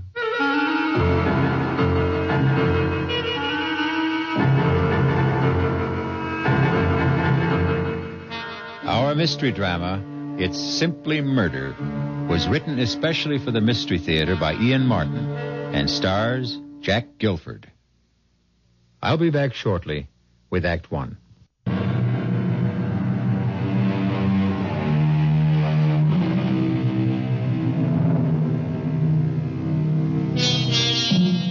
One of the simplest and most fiendish devices to drive men mad is the Chinese water torture. The slow drip of water, second by second, minute by minute, hour by hour on the forehead. Unending, inescapable, inexorable. Henry Green's life was like that, both in his work and at home. Did you wash up all your breakfast dishes? Yes, Florence. You left the spoons up so they drain? Yes. Put out the garbage? Yes. And you cleaned out the sink? Yes, Florence. You wrung out the sponge? Yes. Look, I just... Don't you move until I'm finished talking to you. Now, look, I want you right straight home here after the bank closes tonight. Well, some of the boys... Oh, don't give me any some of the boys. But just a drink to say bon voyage. Look, you'll have all the bon voyage on the cruise when we leave tomorrow. Although don't think there'll be any drinking going on there either. There's enough money being spent on this vacation now. It's the first real vacation we've taken since our honeymoon. And we wouldn't be having it if I hadn't made you save for it. I didn't start saving the money for the cruise. I know.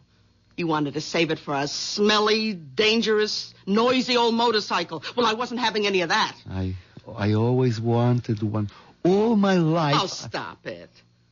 You're too old for one now anyway. How do you know what? What was that? I said, now, do you know that I've got to leave or I'll be late for the bank? Well, don't forget to pick up the suitcase. What suitcase? Your old one that Travers' luggage is repairing. Oh, all right. And mine to come right home after... Watch out for the cat!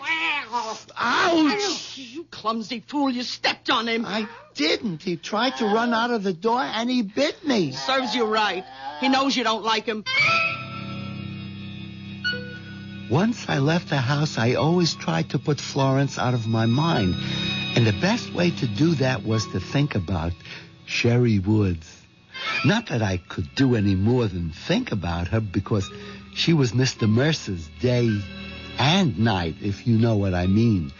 But more and more, I guess I was getting to the dangerous age, because I sure did a lot of thinking about Sherry. Well, that's 10, 20, 30, 35, 40, 45, and 1, 2, 3, 4, 5 makes 50.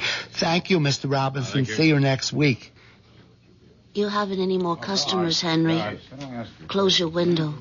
Why, Sherry, Mr. Mercer wants to see me? I want to see you. Meet me in the conference room. Of course, if you say so, but what's wrong? Everything, as far as we're concerned. Unless maybe we have the nerve to try to put it right. Anyway, it's something we can't talk over here. Meet me where I said.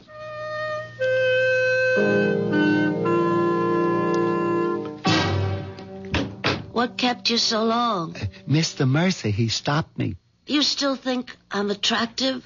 Well, Sherry, knowing how I felt for you all this time, you have to ask? Yeah, I want to be quite sure. Come here, Henry. Where? Here. Right close against me. Put your arms around me. Suppose someone should come in. I slipped the automatic lock on the door before you came in. We're quite safe. I don't feel that way. I meant from being interrupted. Now kiss me. Sherry, I'm a married man. Oh, don't tell me you don't want to. Sherry, you could make me do anything, but... Oh, make me do anything. All right, that's enough. Oh, I never kissed anyone like this. It's a good thing you'd be arrested. It'd be worth it. Let's do it again. Well, we could do it forever, if you wanted to. But I'm married. Well, we could make a few changes. Henry, when you get back from your trip, are you still expected to be promoted. Well, Mr. Mercer has practically promised me. Yeah, forget Cy Mercer's promises. I ought to know how little they're worth. We, my darling, are out. My darling? Did you hear the other part? What do you mean, we're out? You know in your heart, you'll never be vice president. And I've been fired. He can't do that to you. Well, he already has. You mean Mr. Mercer has, changed his affections? I mean, that lousy, pot-bellied little two-timer has gone right off the deep end for Miss Fancy Pants. Gosh, Sherry, I am sorry. If there's anything I can do... Henry, love, there's plenty you can do to help. You and me are going to be rich. Together. You'd like that, wouldn't you? Look, I better get back to my cage. Is that where you think you belong? Well, I am head teller and... In a cage? Oh, you're a man, not a mouse. Now's the time for you to prove it. Grab the world by the tail. How'd you like to travel the world, live like royalty, never have to punch a time clock, get away from handling other people's money, have it be your own? Both of us. Just you and me. Us? But Sherry, I mean, even if there wasn't Florence, I don't have any money. She's got it all. Oh, then that settles it. I'm going to remake your life. How?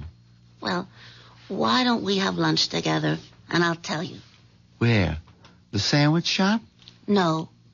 Let's make it the Gourmet. At 12:30? But that's terribly expensive. Oh, Henry, love, that's the way you and me are going from here on in. If you go along with me. You know, I want to, but how? I'll tell you that. After the second martini.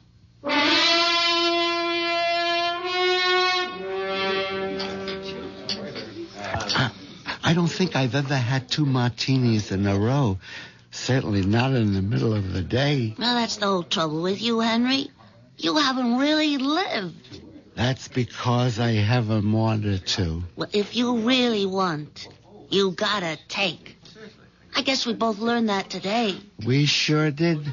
The boat sailed for both of us. Yeah, well, there's another boat sailing tomorrow that I'm more interested in.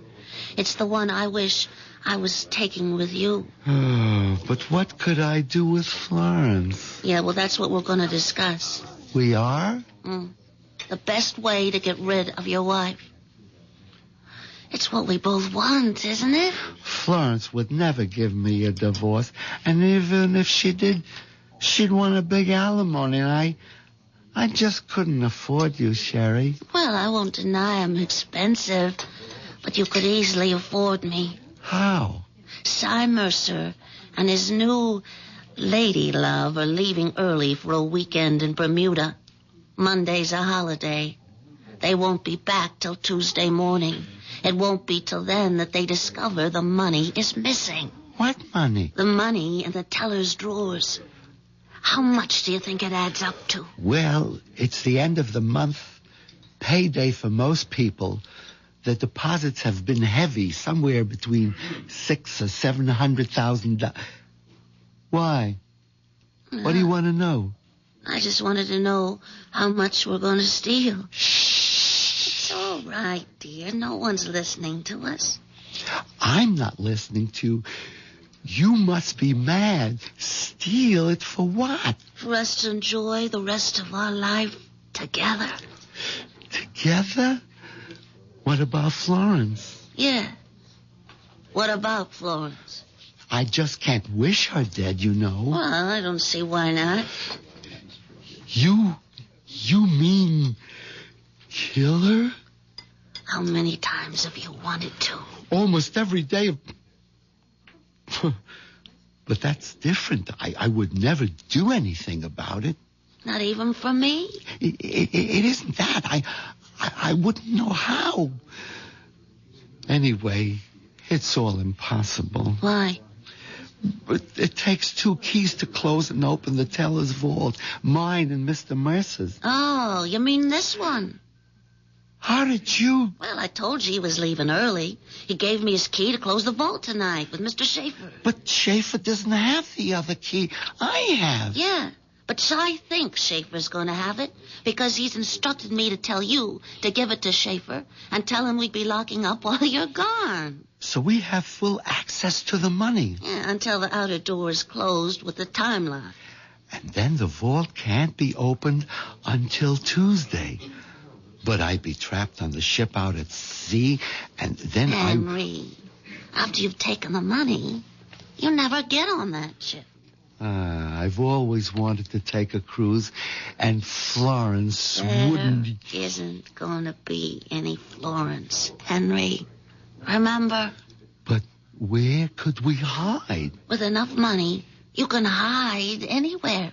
You'd shave off your mustache, get contacts instead of those wire-rimmed glasses, a mod wig. I'd cut my hair short, dye it blonde, and get a nose bob, and put on a little weight in the right places. We'd be new people. I always wanted to have a beard. So, all right, grow a beard. Florence would never let me. Listen, Florence won't be around to object. Would I really have to kill her? What other way around is there? None. The trouble is, I wouldn't know how. Well, I've thought of that, Henry. Here. What is it? It's a bottle of sleeping pills. Just dissolve them in a nice hot cup of tea for Florence. What more do you want? I think I'll have another martini. I couldn't believe it was me sitting at an expensive restaurant, drinking in the middle of the day, and planning to murder my wife. Then I started in to think about the 20 years I'd already had with Florence, and the 20 or more I still might have to spend with her, and killing Florence began to make sense. Maybe. I stole a look at Sherry, who was powdering her nose. It looked pretty good to me like it was, and I didn't see where she didn't have enough in all the right places to start with.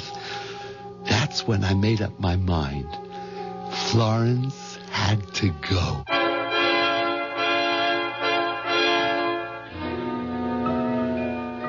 Henry Green, 5'9", 148 pounds, mouse-haired, mild, 45 years old, and safely mounted on a treadmill, running day by day to stand in the same place. A man in a cage, both at work and at home, but now in the grip of the mating urge, a tiger. I'll be back shortly with Act Two.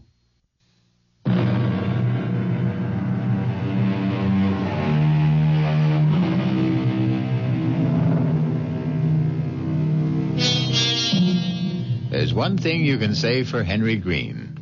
Once set loose, there's nothing small about his new way of life.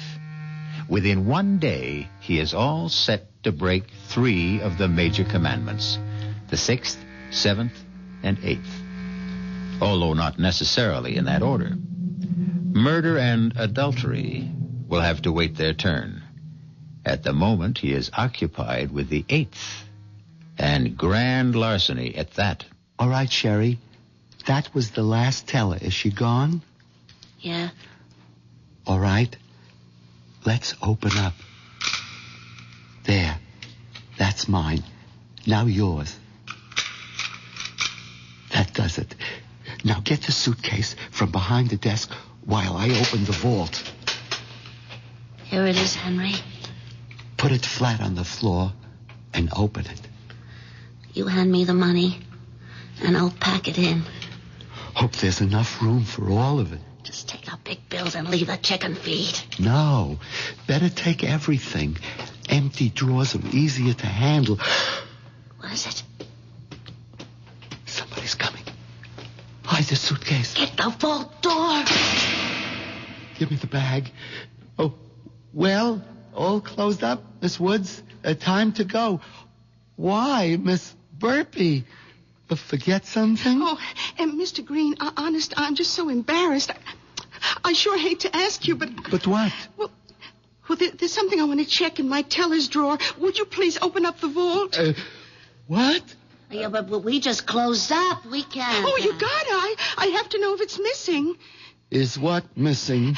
My engagement ring. You see, I usually take it off and put it in the drawer till I go home, and tonight I forgot to take it out. Well, can it wait till Monday? Oh, we're off. Well, Tuesday. Oh, no, I got dates with Horace over the weekend, and you'd have a fit if I wasn't wearing it.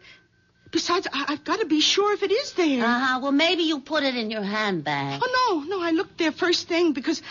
Oh, now I remember. Yeah, right here in my jacket pocket. Oh, gee, I'm sorry. Oh, that's all right. Well, I guess I'll be getting along home. Oh, sorry, I didn't see the suitcase. I was having the handle fixed before I packed it to go on my vacation. Oh, gosh, you don't have to explain to me.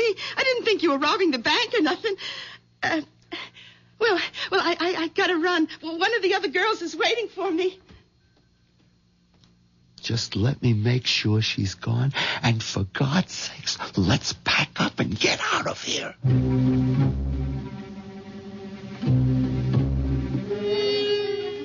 We were both shaking like we had a fever after that run-in with Bird Brain Burpee, but somehow we managed to pack the money in the bag and close the outside door with a time lock.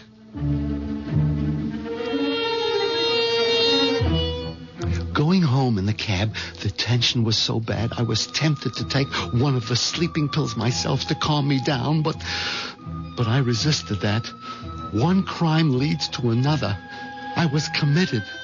If I lost my wits now, I stood to lose everything.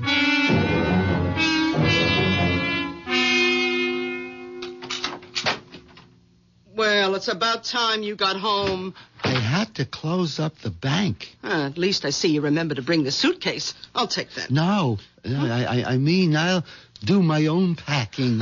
You can't even fold a bath towel. Well, this time I'll show you. I want you to get a little rest, dear. I'll take care of myself. No, I'm not going to argue. Go ahead. Throw everything in, higgledy-piggledy.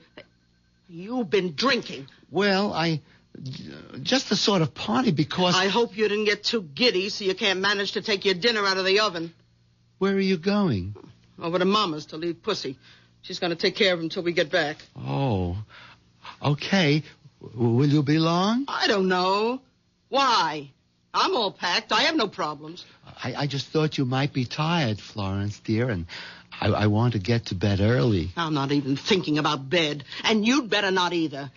We got a lot to do before tomorrow. But don't I know it, Florence? Don't you worry. I'll be awake.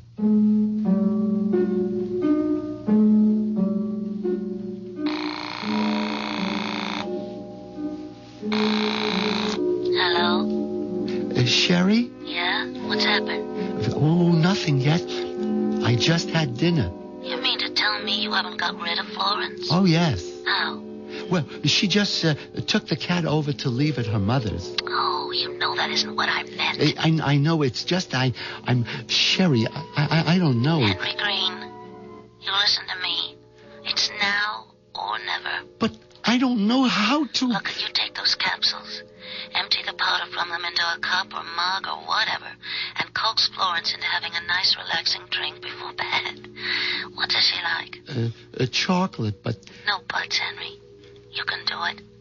Just put your mind to it and I'm finish just sorry I ever started it. Oh, Henry, when you know you're going to end up with me. Oh, okay, Sherry. You can trust me.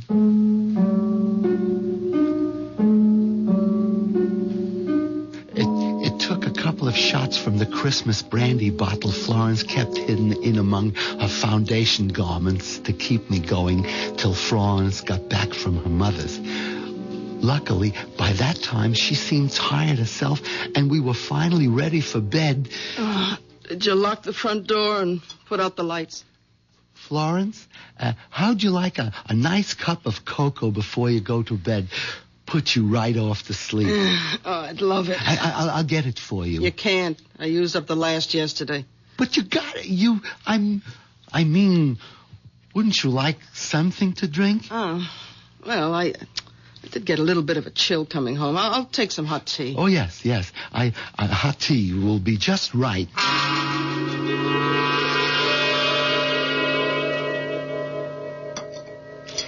Here's your tea, Florence. Now drink it up. In a minute, when I have my hair up. Meanwhile, I have a list of things for you to do. Me? Yes. I want you to put out the garbage, check all the outside door locks, bleed the hot water tank and make sure there's no rust, oil the garage doors, replace that burned-out bulb on the basement stairs. Well, here, it's all listed. But this'll take hours. Just do as I say. Okay, most of this wait till we get back? No. Why not? I'll tell you when you're finished. Now, on you go. Oh, don't look so pouty. It's something to keep you busy till I'm ready to go to sleep. Yeah. Okay, Florence. Good idea. Something to keep me busy till... Goodbye, Florence. What'd you say? Nothing. Just goodbye.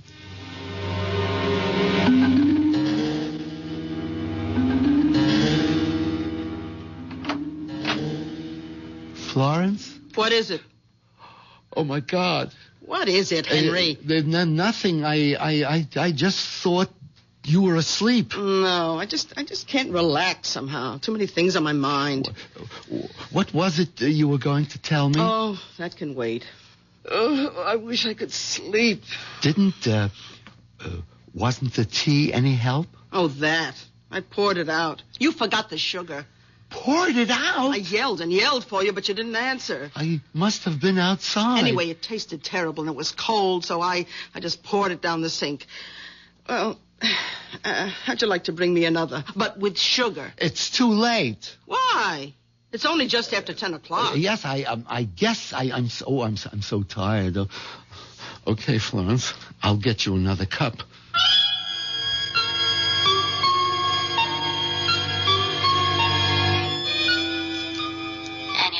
All of the capsules. Yes. Now, what do I do? There's gotta be a way. How? Tell me. I haven't got a gun. I wouldn't know how to use a knife. We haven't got a rope in the house. There isn't even any string. And I haven't got the courage to even consider a blunt weapon. Oh, why did I ever get into this? Look, if you had a razor, couldn't you? A razor? I don't even use a safety razor because blood makes me nauseous. Just electric. That's it. Electricity. Take out a fuse and... I wouldn't go near the fuse box. I'd probably electrocute myself. Gas. Have you got a gas stove? Oh, great. All I have to do is say, Florence, I just robbed the bank because I'm in love with Sherry Woods and we need you out of the way, so would you please just stick your head in the unlighted oven so I can smother you? What's that? The tea kettle. Blowing the whistle on me. I guess it's only the first. Wait a minute. Smother. A pillow. Oh, Henry, that's it. A pillow. A what?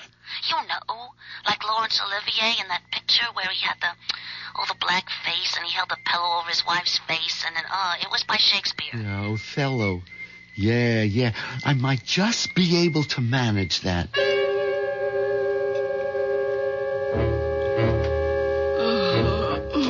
The tea was too weak, but at least it had sugar. Henry, what are you doing standing there with that pillow? Oh, nothing. Just waiting to come to bed. Well, turn out the light, for heaven's sake. I'm almost asleep. Henry! Yeah, sure. Henry, what are you doing with the pillow? Come on, it's late. Who's that? I don't know. Turn on the light so I can answer it. I don't know what's wrong with you. You had that pillow right over my face. Hello? Oh, Mama. Yeah, what's the matter? Oh, just a minute.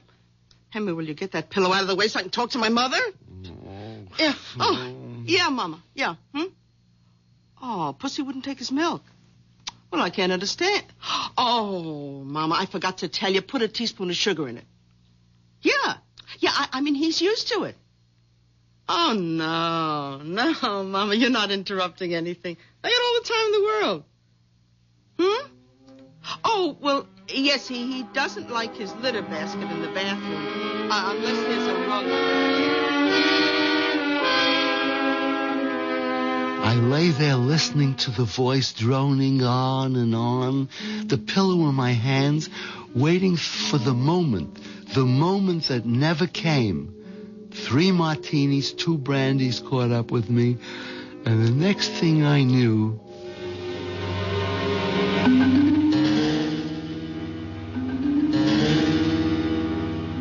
You fell asleep. Sherry, I was bushed. I was just knocked out. And when Florence starts talking to her mother, you just don't know. Oh, never mind that now, Henry. What are we gonna do? I don't know. Is Florence still in bed? No, she got up before me. She's in the bathroom. Oh, I tell you, Henry, I don't know what to say. I've been up all night, half out of my mind, waiting to hear. Hold it. Henry, where are you? What is it? It's Florence. She's yelling for me. I'll have to call you back. Henry! Okay, Florence. I'm coming. Henry, I declare I could shout my lungs out and be dying, and I couldn't get you to help. I'm here, Florence. What is it? Open the door and come in. Oh, come right over here to the end of the bathtub. What's wrong? I have this terrible cramp in my foot. Oh, it's killing me. Massage it quick, please. Like that? Not the left one, you fool, the right. That's it. Oh, grab it and rub. Oh, be careful, idiot. Don't pull it towards you. You almost had my head underwater. You want to drown me? Suddenly, after all the trial and error, the hedging and the fudging, there it was. All I had to do was grab both feet, pull and lift up, and Florence was helpless and gone. Murder could never be made more simple.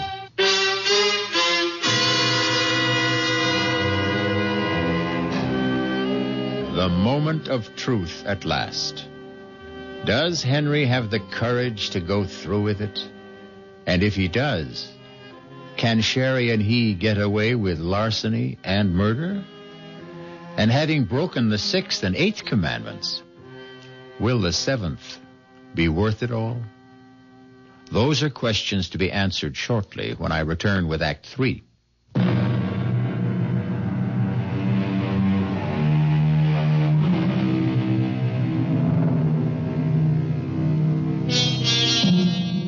I don't suppose you'd ever want to try it. But in case you do, if your bathtub has an open end, coax any obliging friend to lie in it. Seize him or her by the ankles. Repeat Henry's actions, and they are helpless. Even if they are not obliging, and no matter how strong they are. If there's water in the tub, of course, they would drown. That would be surely up to you. As it is this moment, up to Henry. How long I stood there frozen, unable to move, scarcely able to breathe. After I took the action, I'll never know. I suppose Florence must have thrashed and twisted. There must have been a sound of choking and bubbling as her head stayed beneath the water. I'll never know. I don't remember. All I do remember is what brought me out of my trance. Who's that? Doorbell. Who? Must be Sherry. Yeah, Sherry, you gotta answer.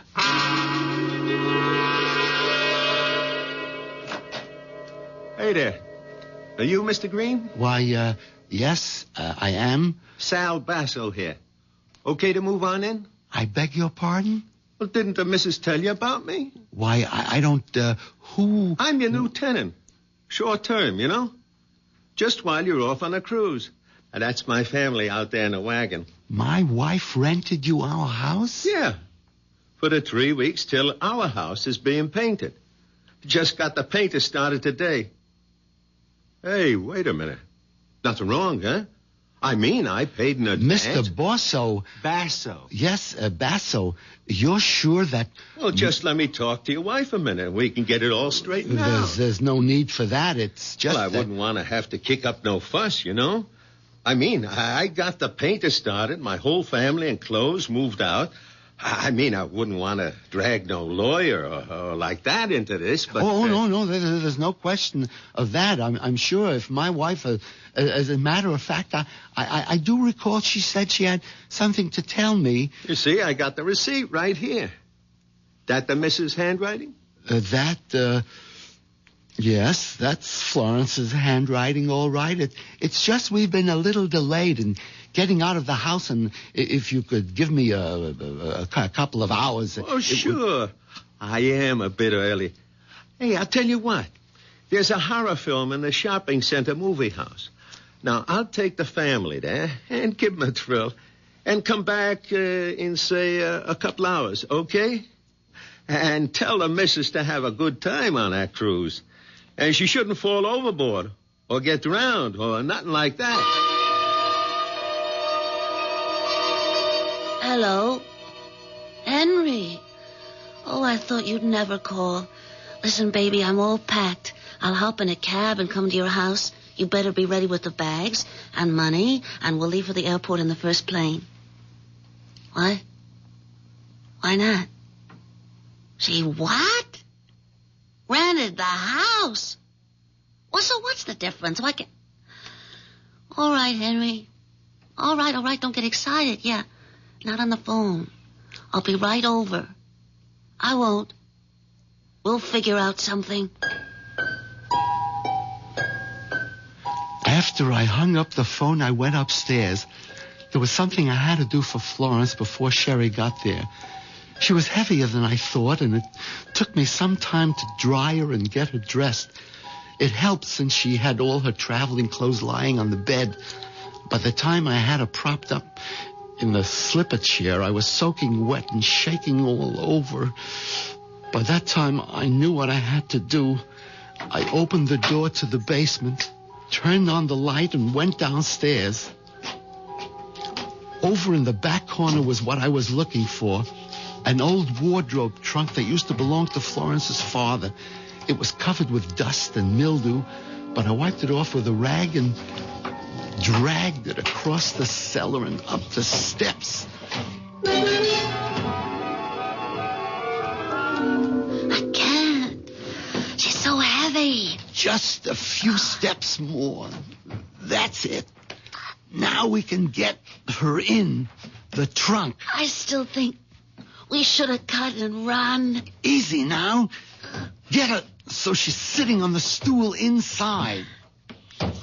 We wouldn't have had time to get away. The Basso's 6 or 7 kids, they'd have been all over this house. Nowhere to hide, Florence. That's it. Now, to get it closed. I'll hold. You push. There. Henry, are you sorry? I don't know. I'm numb. I'll try to make up to you for it. I did it for you. The crazy things a man can do. Well, at least you're free. No, not yet. Florence may be dead, but we still haven't gotten rid of her. Oh, I wish. Yeah, so do I. Just look at me. I'm an absolute frump. Well, Florence was a bit bigger than you. A bit? If I had a twin, she'd fit in here, too. I can't go out like this. This'll cover you up. What is it? A raincoat. We're in luck. It started to rain. You can pull the hood over your head, and you look just like Florence. Thanks a lot. Do we have to go through all this, Henry? The neighbors might be looking out, and someone has got to get on the boat with me. They've got to think that Florence came aboard so she can fall overboard tonight. And then I sneak off in my own clothes before the ship sails. I wish I could have you with me, but I can't. Oh, that's all right, Henry. I'll try to bear up. There were just too many other things to think of just then. The first, getting a cab. The second, getting it loaded and away before Mr. Basso and his family returned from the horror movie. I envied him. He was just watching one. I was living it. Okay, Mike. Now ready. Lift, eh?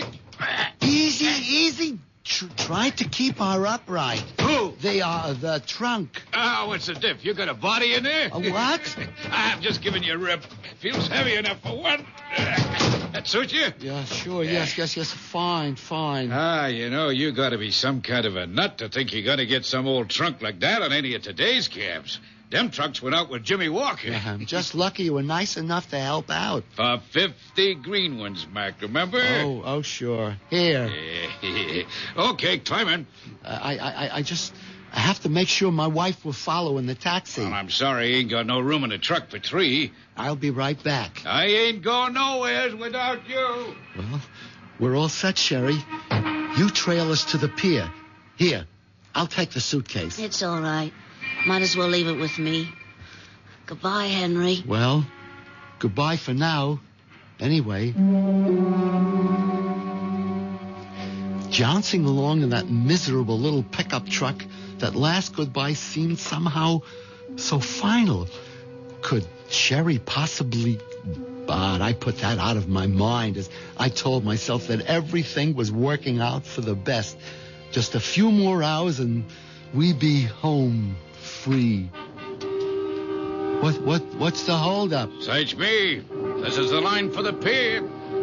Hey, you want I should go find out why it's jammed up? Nothing moving? No, Hey, wait a minute. Here's a cop coming along your side. Officer? All right, knock off the horns. Yeah, mister. I'm trying to make a cruise ship that's sailing in about a half hour. That's fine, citizen. Then you're right where you belong. Just stay in line. But why? What's wrong? Nothing for you to worry about, I'm sure. Just some nut phoned in a bomb scare. Now, we got to search all baggage going aboard. You want to really help out? You can. Open up that trunk you got so the bomb squad can check you out. But I can open that trunk. My wife has the keys. Okay. So where's your wife? Was she... she's in a taxi right behind her. There wasn't room for her. What taxi? Oh, I'll be a son of a gun. That one just pulled out making a U-turn. Stop her. Stop her. Hold it, mister. What's going Hey, on grab here? this little trum, officer. I should have known he was off his trolley right from the beginning. Take it easy, mister. You Let ain't me going out nowhere. of here. I bet there's a bomb in that trunk. A bomb? Yeah. There isn't any bomb. Let me go. Sherry! Sherry!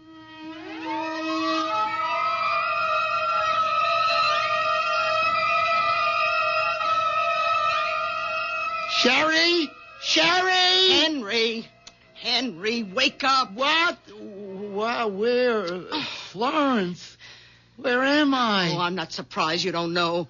Stumbling in drunk last night and waking up the first day of your vacation still calling for a drink. A drink? Well, you're not getting any. I hope you have a hangover big enough to make yourself properly ashamed of. Now, you get up out of bed and pull yourself together. Oh, yes, Florence. Oh, my head. Ooh, ouch. Ooh, what's that? Your suitcase. Right where you insisted on putting it last night, right next to the bed. You didn't open it? I did after you fell in the door with it when you brought it home, and I packed it for you. Now, you'll be on your feet and ready to go by the time I'm out of my bath. My mind was reeling and splitting in two at the same time. I kneeled on the floor and opened the suitcase. It contained nothing but clothes. No money, just clothes. With a shaking hand, one ear on the rushing bath water, and an eye on the bathroom door, I dialed Sherry's number.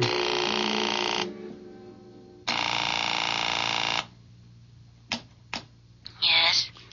Sherry? Who's this? Henry. Henry who? Henry Green. Oh, hello, Mr. Green.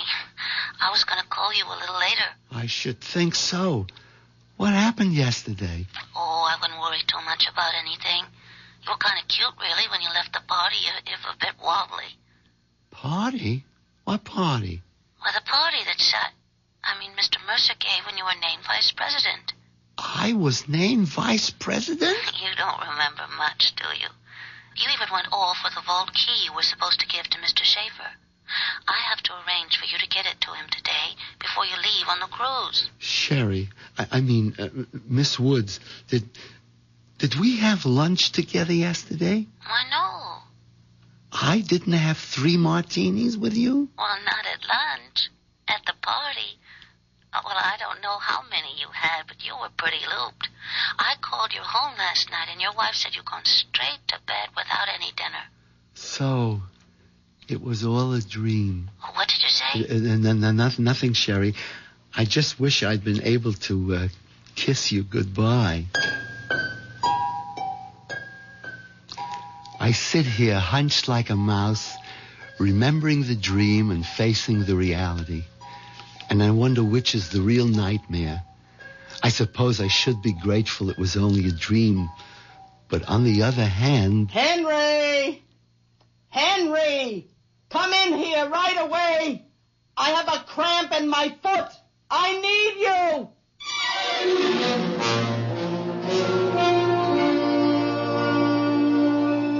Henry Green, paper tiger, as it turns out. Grand larcener, first-degree murderer, rapacious adulterer thirsting after a young woman's flesh, but all and only in the mind.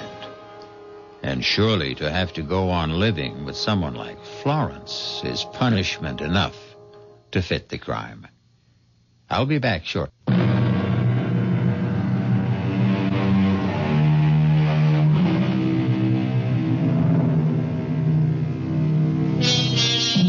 The wish is father to the thought. The thought is father to the deed. Henry Green only got 2/3 of the way along that path. Even in dreams, he never managed to break the seventh commandment. Poor Henry. But, as I said in the beginning, this was the story of a natural-born loser.